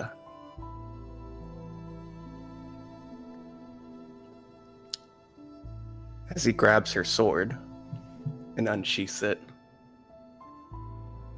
holding it to his chest. No. Seeing and that. Shakily holding it there. Just sobbing. Can I try to get the sword out of his hand? You got player agency. You can do whatever you want. Oh yeah, she screams as soon as she sees. She screams, "Barrick, what are you doing?" And I'm gonna try to grab it and stop him. And I'm gonna scream for Keelan and Al at the same time. Al, Keelan. Yeah, Al turned around obviously right away after hearing Minnie's screams. Keelan, are you still there? Dave, can we do a high-low roll for this? Sure. High, I will have not done the Keelan thing and bolted off. Low, Keelan will be too far away to hear. Okay.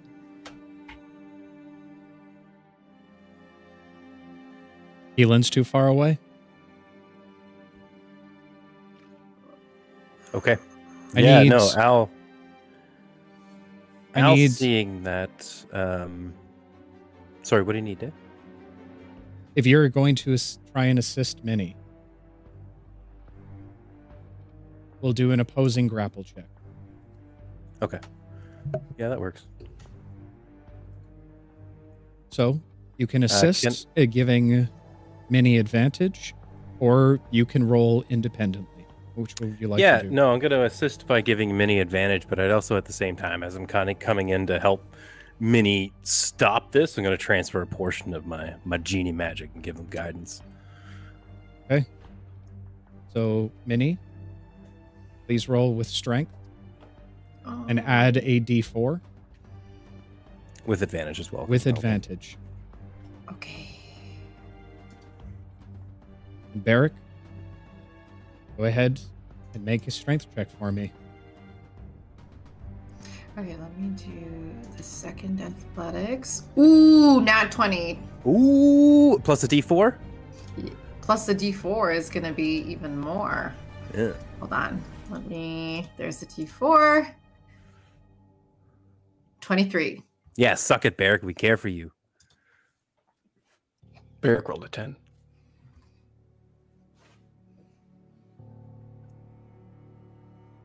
You feel your friends now wrapping their arms around your arms, forcibly pulling the sword away.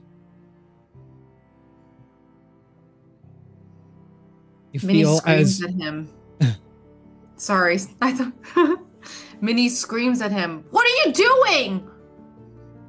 Haven't we lost enough today?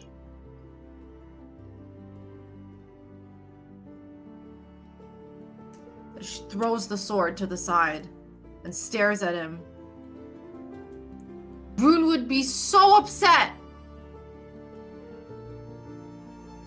Stop this. Kind of looks down in shame.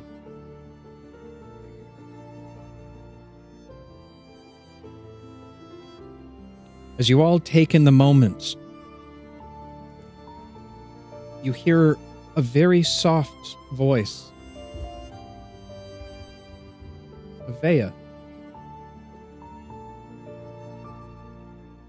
Guys, look. As you turn, looking down at Rune's body, it no longer seems as cold as it once was. A small fleck of tiny star blue light seems to cover over top of her, lifting her up into the air. She hovers softly and gracefully. Light begins to grow brighter and brighter, to the point of where you can barely look at her. She's as bright as the sun itself. Or a super moon. Her body switches from a horizontal position to a vertical position. You watch as her legs, her arms seem to straighten out. The wounds seem to begin to close on their own, albeit the blood stains remain. And with the softness of the still night air, Eric, you look in shock as her eyes open once more, now standing in front of you.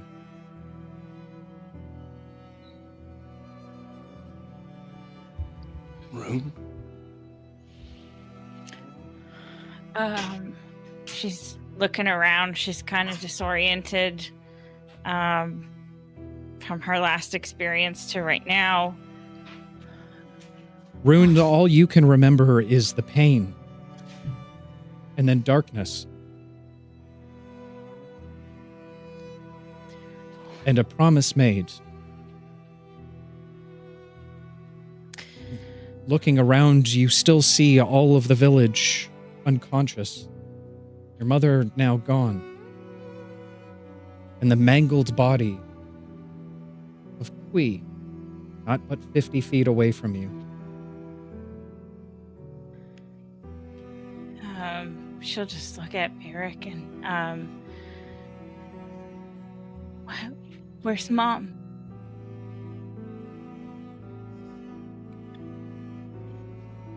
He just steps forward and hugs his sister. And just holds her tight. She'll hug him back. And then you'll sort of feel like her body just like the weight drop, and she kind of pushes herself back, and she'll just look at you and say, "Sorry, I tried to save her. I don't know what happened." I know you did, Rune. We'll get her back. Are you okay? Do you need healing? I'm fine. She'll look at everyone else. Minnie and Al seem fine. Vea still slow to get to her feet.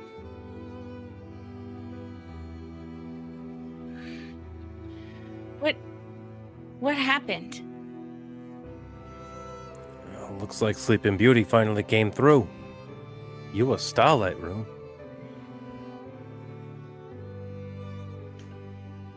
Yeah, that sounds... I think she did. I meant, what happened here?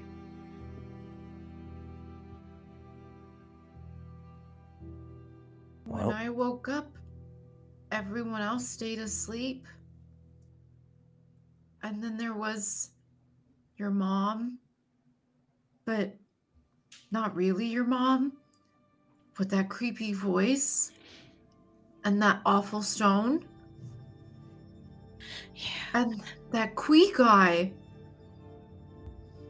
I think we killed him.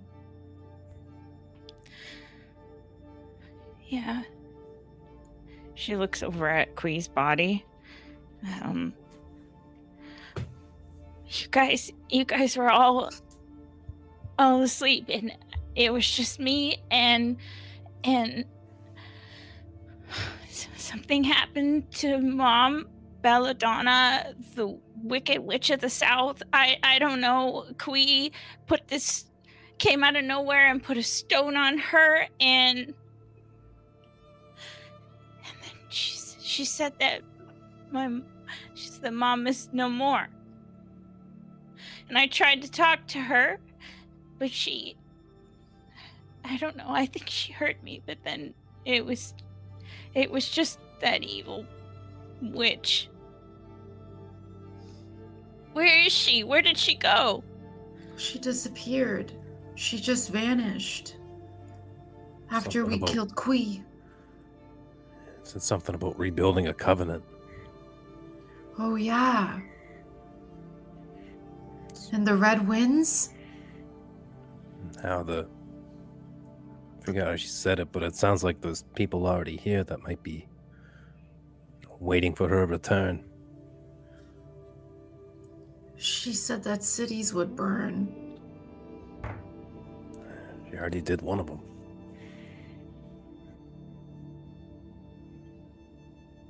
I don't care. I'm gonna find her. I'm getting Mom back. We'll get her back, Rune. We'll get her back.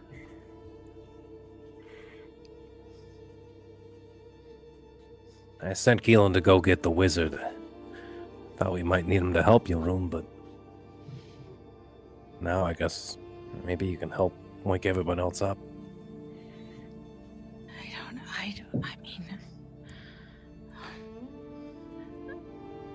yeah, I guess, I'll try my best. And Rune's just like a complete shock. And she's just gonna walk up to the nearest person and see if she can, I don't know, like maybe do a medicine check to like check if they're breathing, shake them a little bit, because the wording was like they're sleeping kind of thing. So I guess kind of assess the situation. Like, is this a magical thing, or are they just, what's happening? Go ahead and make a medicine check for me. Oh, fuck. Oh, well, that's a 4. The 4, you'd be able to determine that, albeit very, very shallow, they are still breathing. Almost like in a state of suspended animation.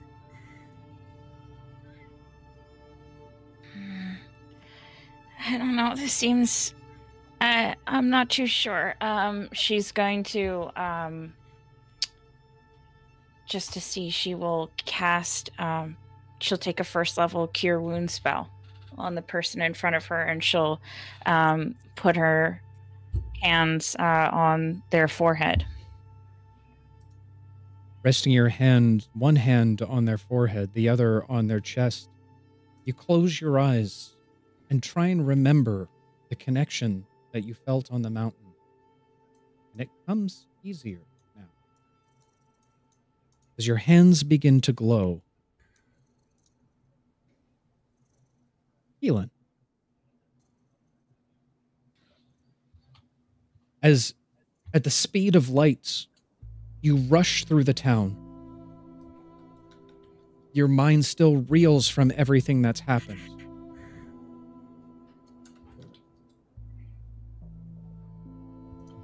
When close to the marketplace, you hear a noise as you whiz by. Dum dum dum dum dum dum dum dum dum dum. Immediately, you stop in your tracks, about 20 feet away from where the noise occurred. As you look back, seeing a familiar bathrobed wizard with his cobalt blue hat.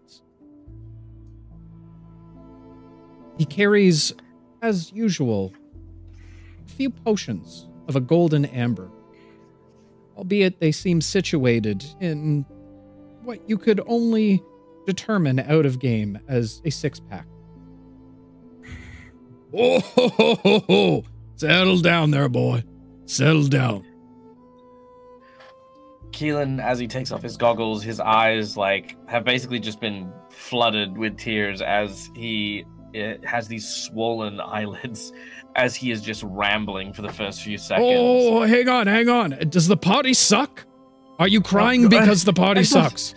No, it's not that. It's not that. Look, there's no time to explain. It's bad. It's bad. Rune, the party is bad? Oh, no. Should I just go back to the tower then? Oh, no, please, come with me. You need to come. The town, it's in trouble. It needs help. Rune needs help, now. Okay. Let's go. Immediately. Go ahead. I mean, bizarrely, without even asking permission, Keelan will scoop up the wizard and will bolt. As you continue to bolt. I usually ride on horseback, not front. You whiz through the village center, once again past the last houses and towards the grove. As you zip forward, the one pleasant surprise for the night. You see Rune, bent over, trying to heal someone. Watching the familiar glow of her magics, now starting to die down and fade. You stop in your tracks. All right, put me down. Please put me down. That was very uncomfortable. I'll put Ginku down in kind of the middle of the sort of the stage area where the town is pretty much all save for us lying unconscious, and in that moment just everything fades and I look at everyone and sort of, again, still completely disjointed from what is real and what is not as he's arrived, almost turns to Owl for that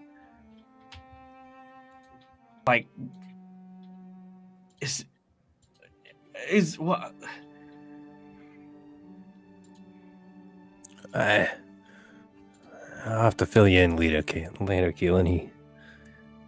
In the short, she turned into Starlight. Now Rune's not dead.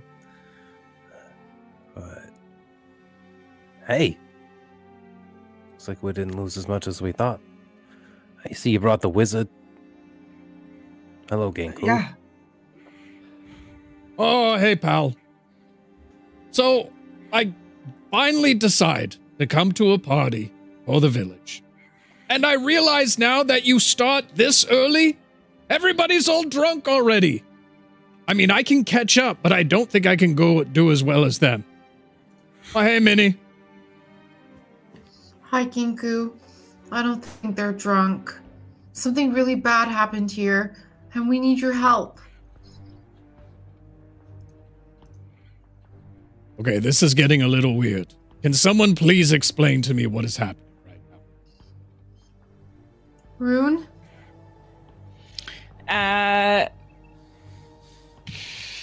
Rune is getting irritated by his lack of understanding, and she's trying to focus on healing. And she'll break from that, and she'll whip around with a really dark look on her face. She'll say, "Where were you? You're supposed to come to the festival, and someone jumped out of the bushes, and now my mom's probably dead. And all these people, can you do something about it? You're just gonna stand here and make jokes." Okay, sensitive situation here. I'm starting to read the room a little bit more here. You said someone jumped from the bushes and something happened to your mother. Him. And she'll point at, like, the body of Qwee. Oh, Jesus! Oh. Pile of bloody pulp that was Qwee. Okay. Did you guys do this? Beric ate him. We're gonna look at Beric. Just blood's sort of starting to congeal on his lower jaw. He is at least 50% stained with blood. And he won't meet Rune's gaze. He looks back towards Qwee and then sort of down at his hands and almost starts trying to like furiously rub off the blood on his hands. Seeing Beric's shame, Minnie will be like, "But I shot his eye out." Yeah, I think I purpose. blew out his eardrums. Okay. And what did you do to the rest of the villagers? Oh, that was this wicked witch lady. Sorry, Rune. Can someone please take this from the top for me? Because I'm very confused right now. Okay, Well- I'm gonna need you to focus. The festival happened. My mother was doing her blessing. This sack of shit came out of nowhere and shoved a rock into her head. And she suddenly changed or was possessed or I don't know. And suddenly my mother became the Wicked Witch of the South, Belladonna. And she ordered Qwee to attack me. Everyone else got blown back. They were asleep. I didn't do very good. I tried my best. And then I woke up and my friends are here and this is what we're left with. And I'm trying to wake these people up. So do you know a way to wake them up?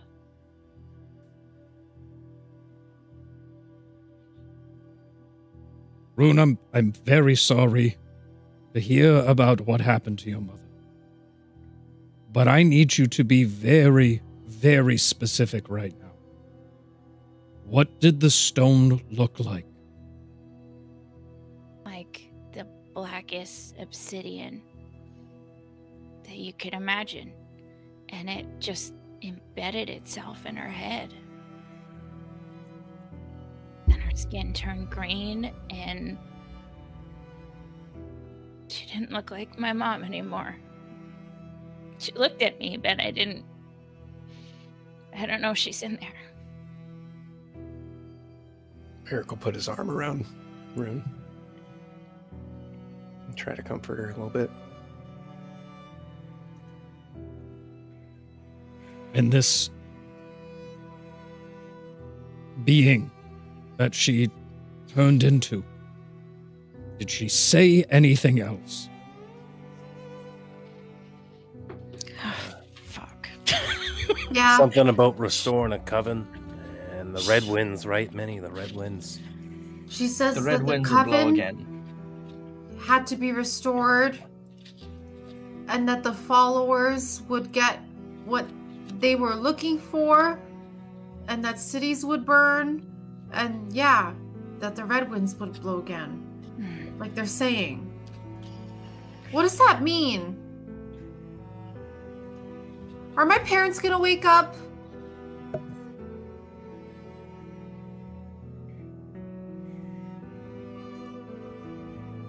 Ginku looks down for a moment. And there's a long pause.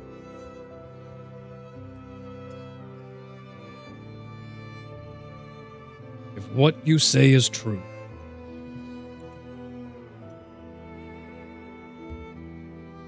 then it can only mean one thing.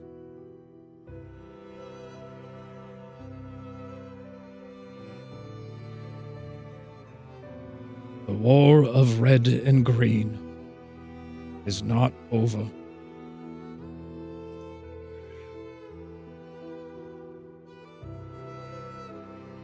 And if the Coven returns,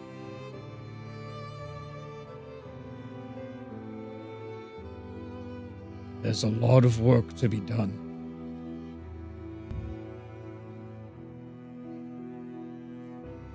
You said a name. Yeah, Belladonna.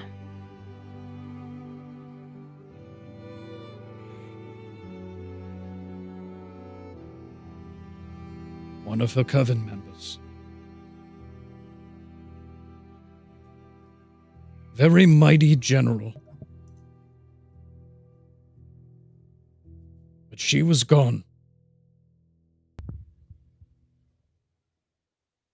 Welcome in, Raiders.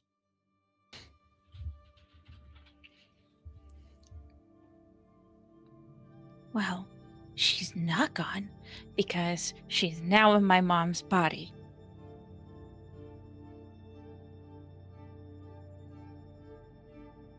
She's found a vessel. Did she mention anything else? Anything about the king? About the crow? Fuck yeah. Yeah. Yeah,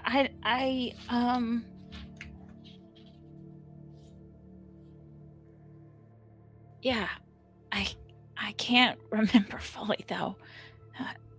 There's too much going on. Does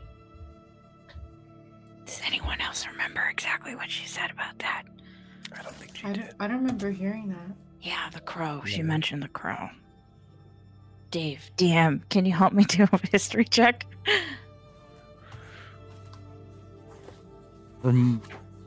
Technically, Rune, you weren't there at that You point. weren't conscious now. Oh, I wasn't conscious when she It was talked in her about whole the big crow? speech that she had at the end, but I don't remember a king or a crow. I don't remember. But there was a lot anything going about on. it. I was also trying to Remember. follow everything. It was very quick. Yeah. Okay, all right, okay. To be clear, not the crone, the crow. Crow, Yeah. yeah. I remember thinking, oh my god, it's Damon from Vampire Diaries. That's why I remember it. I'm sorry. But Let's okay. also had that Vampire Diary association, so we all glazed over it. Yeah. Okay. I can't really remember. It was all happening so fast. Why? What is that? What is the crow? What is the crown? The king. The crow was another who followed.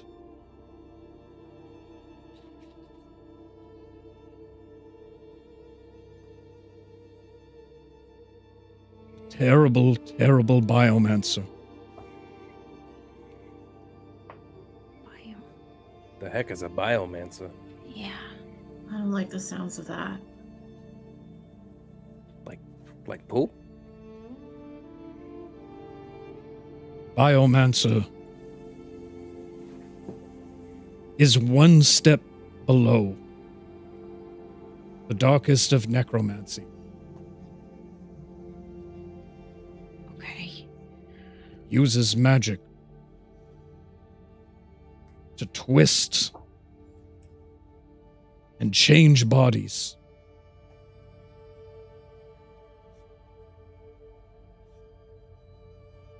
And the king, a bloodthirsty beast, carved his way through hundreds, thousands.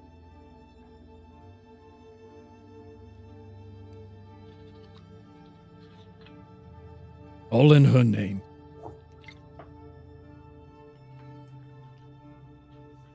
How do you propose we stop that from happening again?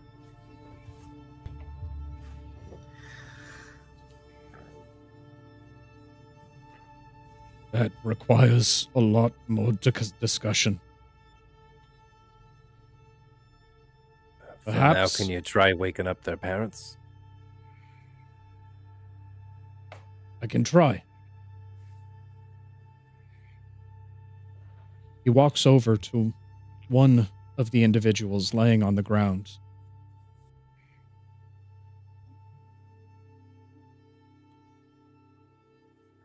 You watch as he puts his hand on the chest of one of the individuals. Closes his eyes for a few moments.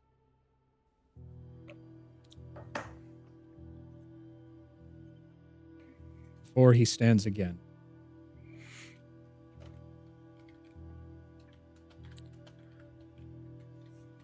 I'm sorry, gang. This... If you will remember, when we met at my tower, I told you all divine magic isn't really my thing. And this is a polluted version. Almost as if the magic itself is sick.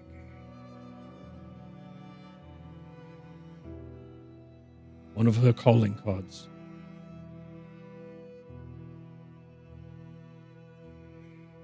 I'm sorry, there's nothing I can do for them. Are they dead? Not dead. But not alive either. Somewhere in between. Well, how do we wake them up? We can't just leave them like this.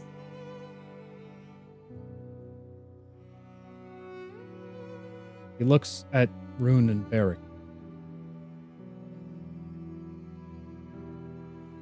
Before he looks back to you, Minnie. There's only a number of ways to dispel this sort of magic.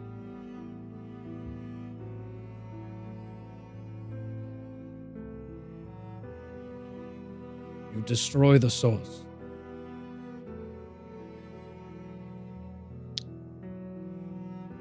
Oh, no. There has to be another way. There's another way. Let me think. See, as his mind reels, his eyes darting back and forth.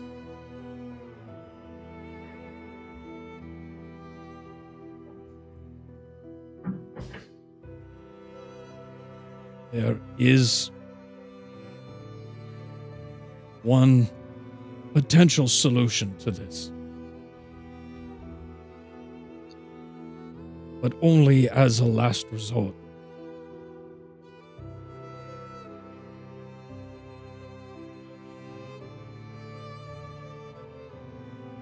Are you willing to take that road?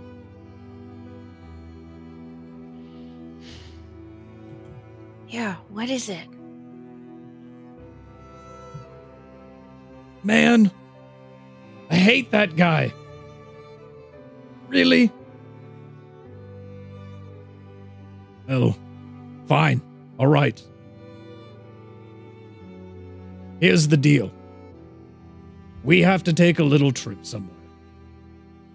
Go home, go get a good night's rest. Ooh. Bad timing. I get that now. That's my bad. That's my bad. Pack a bag. Try and get some rest. Because we have a long journey ahead of us. Hold on a minute. Are you saying that we're just gonna go home and go to bed and let all these people sleep here? Rune's gonna try and find her father in the masses. I'm assuming he was at the festival. It takes you some time, but you do find him. Rune's kind of manic. She's gonna go kneel down next to her dad, and she's gonna start shaking him. She's gonna say, "Wake up!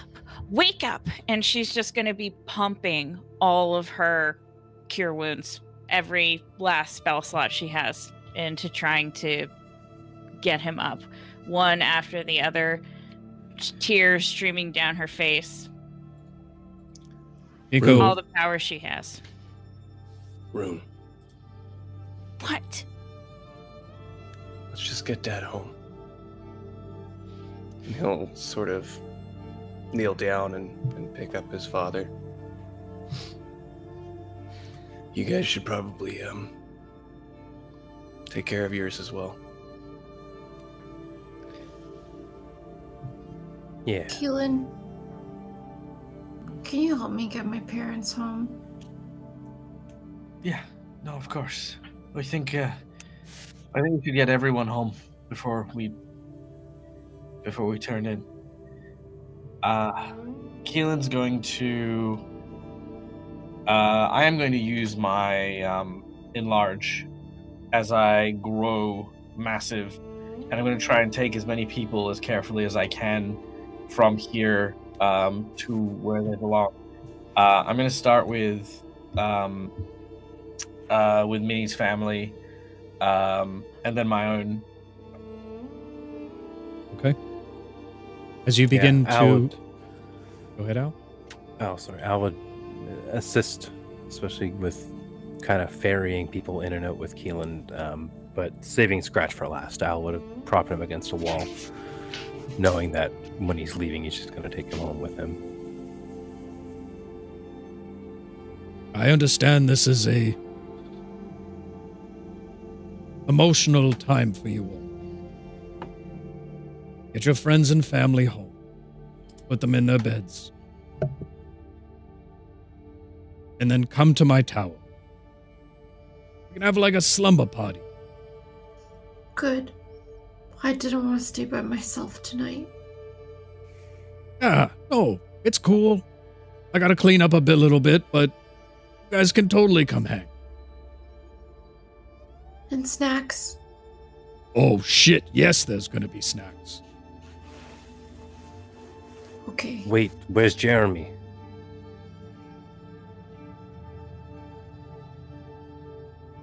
Oh no. He's been here the whole time. He's totally fine. Don't worry, everybody. Oh, right, thank God. Right, Dave? Jeremy can come with us too. Right, Dave? Dave? You do find Jeremy kind of huddled off in the reeds, hiding a little bit. Just He rolled nat almost quit. 20s on all the saves. Yeah. He's here. He's okay. Oh, good. Do you let pigs in your tower? He can come in the tower too. That's fine. He can meet my cowbag. Oh yeah, the cow bag. Starting to wonder if it's an actual cow. Oh, that sounds great. Good. We'll get your friends and family home. Come to the tower. We'll have some snacks. We can talk.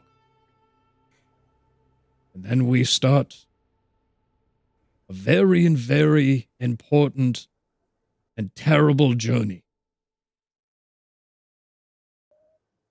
Not for nothing, Mr. Wizard, but where exactly are you planning on taking us? Oh. You don't want to know, but... I kind of need to know. Fine. Oh. Well, we're off to see the wizard. The wonderful Wizard of Oz. Ah. And as the group begin to disperse from the grove,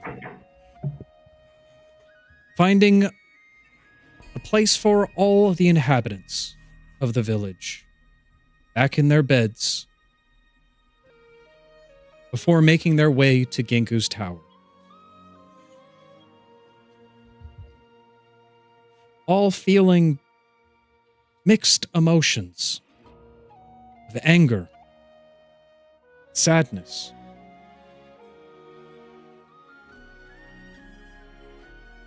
But somewhere deep down, a tiny fleck of hope. But that, my friends, is going to be a story for another day. Whoa! Wah. I'm Damn. invested. I'm going to come back and watch more of this. I hate this show. I love this show so much, I'm going to sign up for its Patreon. Whoa. You can do that at the link in Discord or periodically. Oh, this is appearing gonna in be a wild diary. chat. Oh, man. Yeah. I was already I'm just thinking gonna- what the hell I'm going to say. I'm just going to scream for like a little bit. Like, that's it. I'm just going to have Keelan look at the camera and just be like, ah! I'd like to add when Al put Scratch away, he put him in a, as per Scratch's wishes, if anything like this were to ever happen. It's a very Weekend at Bernie's pose. So Scratch is just behind the bar with like sunglasses on and a hat, just looking like place is still open, you know? That's amazing. Of course. Of course. Well, thank you all for joining us for the evening. It's been a hell of a ride, and we can say officially the campaign has now begun. Woo! That's crazy. It is. That is crazy. It's such a good backstory. Side note. I just want to know what the hell happened to Rune, and if Rune's actually a traitor and we should all be suspicious of them. Does Rune know what happened? I would assume. I don't know. No, but Oh, I see what you mean. Thanks, Yeah. yeah. I don't know. I don't know. Maybe she does. Maybe she doesn't. I Yes, still I think know. I still think Rune Oh. is legitimately dead, and we're just seeing her ghost, and then she's just gonna like peace Yeah. out, like at some point during the campaign, just be like, "I was a ghost all the time. I just Yeah, needed I to feel think character actually was okay." all of you conspired against me to write a story about a brother's grief and his delusions, and that's what's happening right now. Oh, that's true. That would be great. That'd be a good story. Yeah, but Oh man, oh, almost as good as Damn. this one. The sword, Bobby. I was so mad at you. Just saying. well, I'm You not done felt telling right. you off yet. Yeah. You're gonna I'm hear looking it. forward. She's I gonna am looking hear it forward to from that Minnie. conversation. Yeah. Looking I'm very forward glad to it. Keelan didn't see that. You just wait till Rune finds out. There's gonna be some. If Rune finds out. I was going to She'll cast find Shatter out. on the sword. All the secrets. Look, I know both Al and Minnie know how to keep a secret, so I don't think Bea saw it too. Bea saw it too. It was all three of I, us. I could True, pay her that's off. True. We just won't tell Beck. It's fine. Nobody tell Beck. Chat, don't tell Beck. Yeah. Well, that was fun. That was some good times. One word. Yeah. One word for it. Pretty much had a heart attack. You know. Fun. Listen, I gave them Stress with wholesome. it. I gave them wholesome last week. I had to balance it out with the utmost of traumas. Right. Right. Yeah. Fair. Mhm. But this is that. Oh, and also, Dave, when you mentioned the Red Winds, I was like, there it is. I've been waiting for that shoe to drop. I've been waiting for the It's shoe that to scene drop. in every movie that says its own title. You're like, oh, it's the thing. Oh, he said the thing. He said the thing. Oh, he said the thing. The Red Winds too? Oh man. With that said, folks, that's where we're going to be wrapping up for the evening. Thank you, as always, for joining us on the beginning of a wild, wild ride. And to all the adventurers out there, whether you found yourself, oh, this one's a tough one because I don't know how to say this without really making everybody sad before they leave. Mhm. Well, you may as well. You may Lean into as it. well. We're good. Look it, I'm not getting hamburger helper tonight. Everyone else. Yeah, is look, we that have too. to be we have to be freaking traumatized. Why can't our audience?